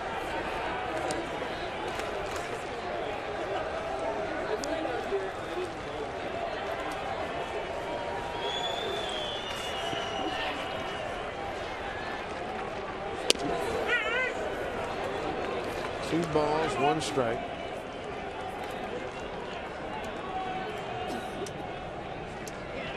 That is 6-10 with Baltimore last year. 34 games. Started 16. Had a 4.87 ERA.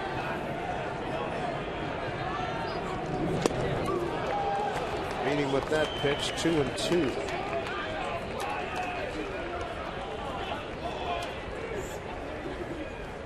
And was at Grand Junction, California, Colorado, beg your pardon. Lives in Paradise Valley, Arizona now. 6'4", 200. 26 years old. Swinging and a miss, and down goes Seager, 2 outs.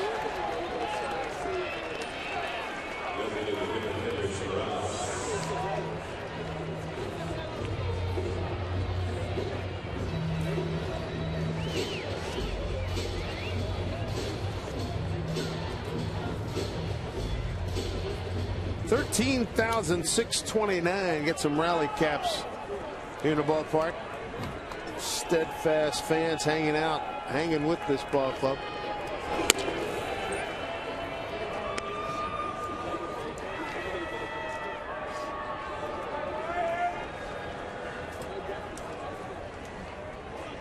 Boy, kids still awake and hanging in.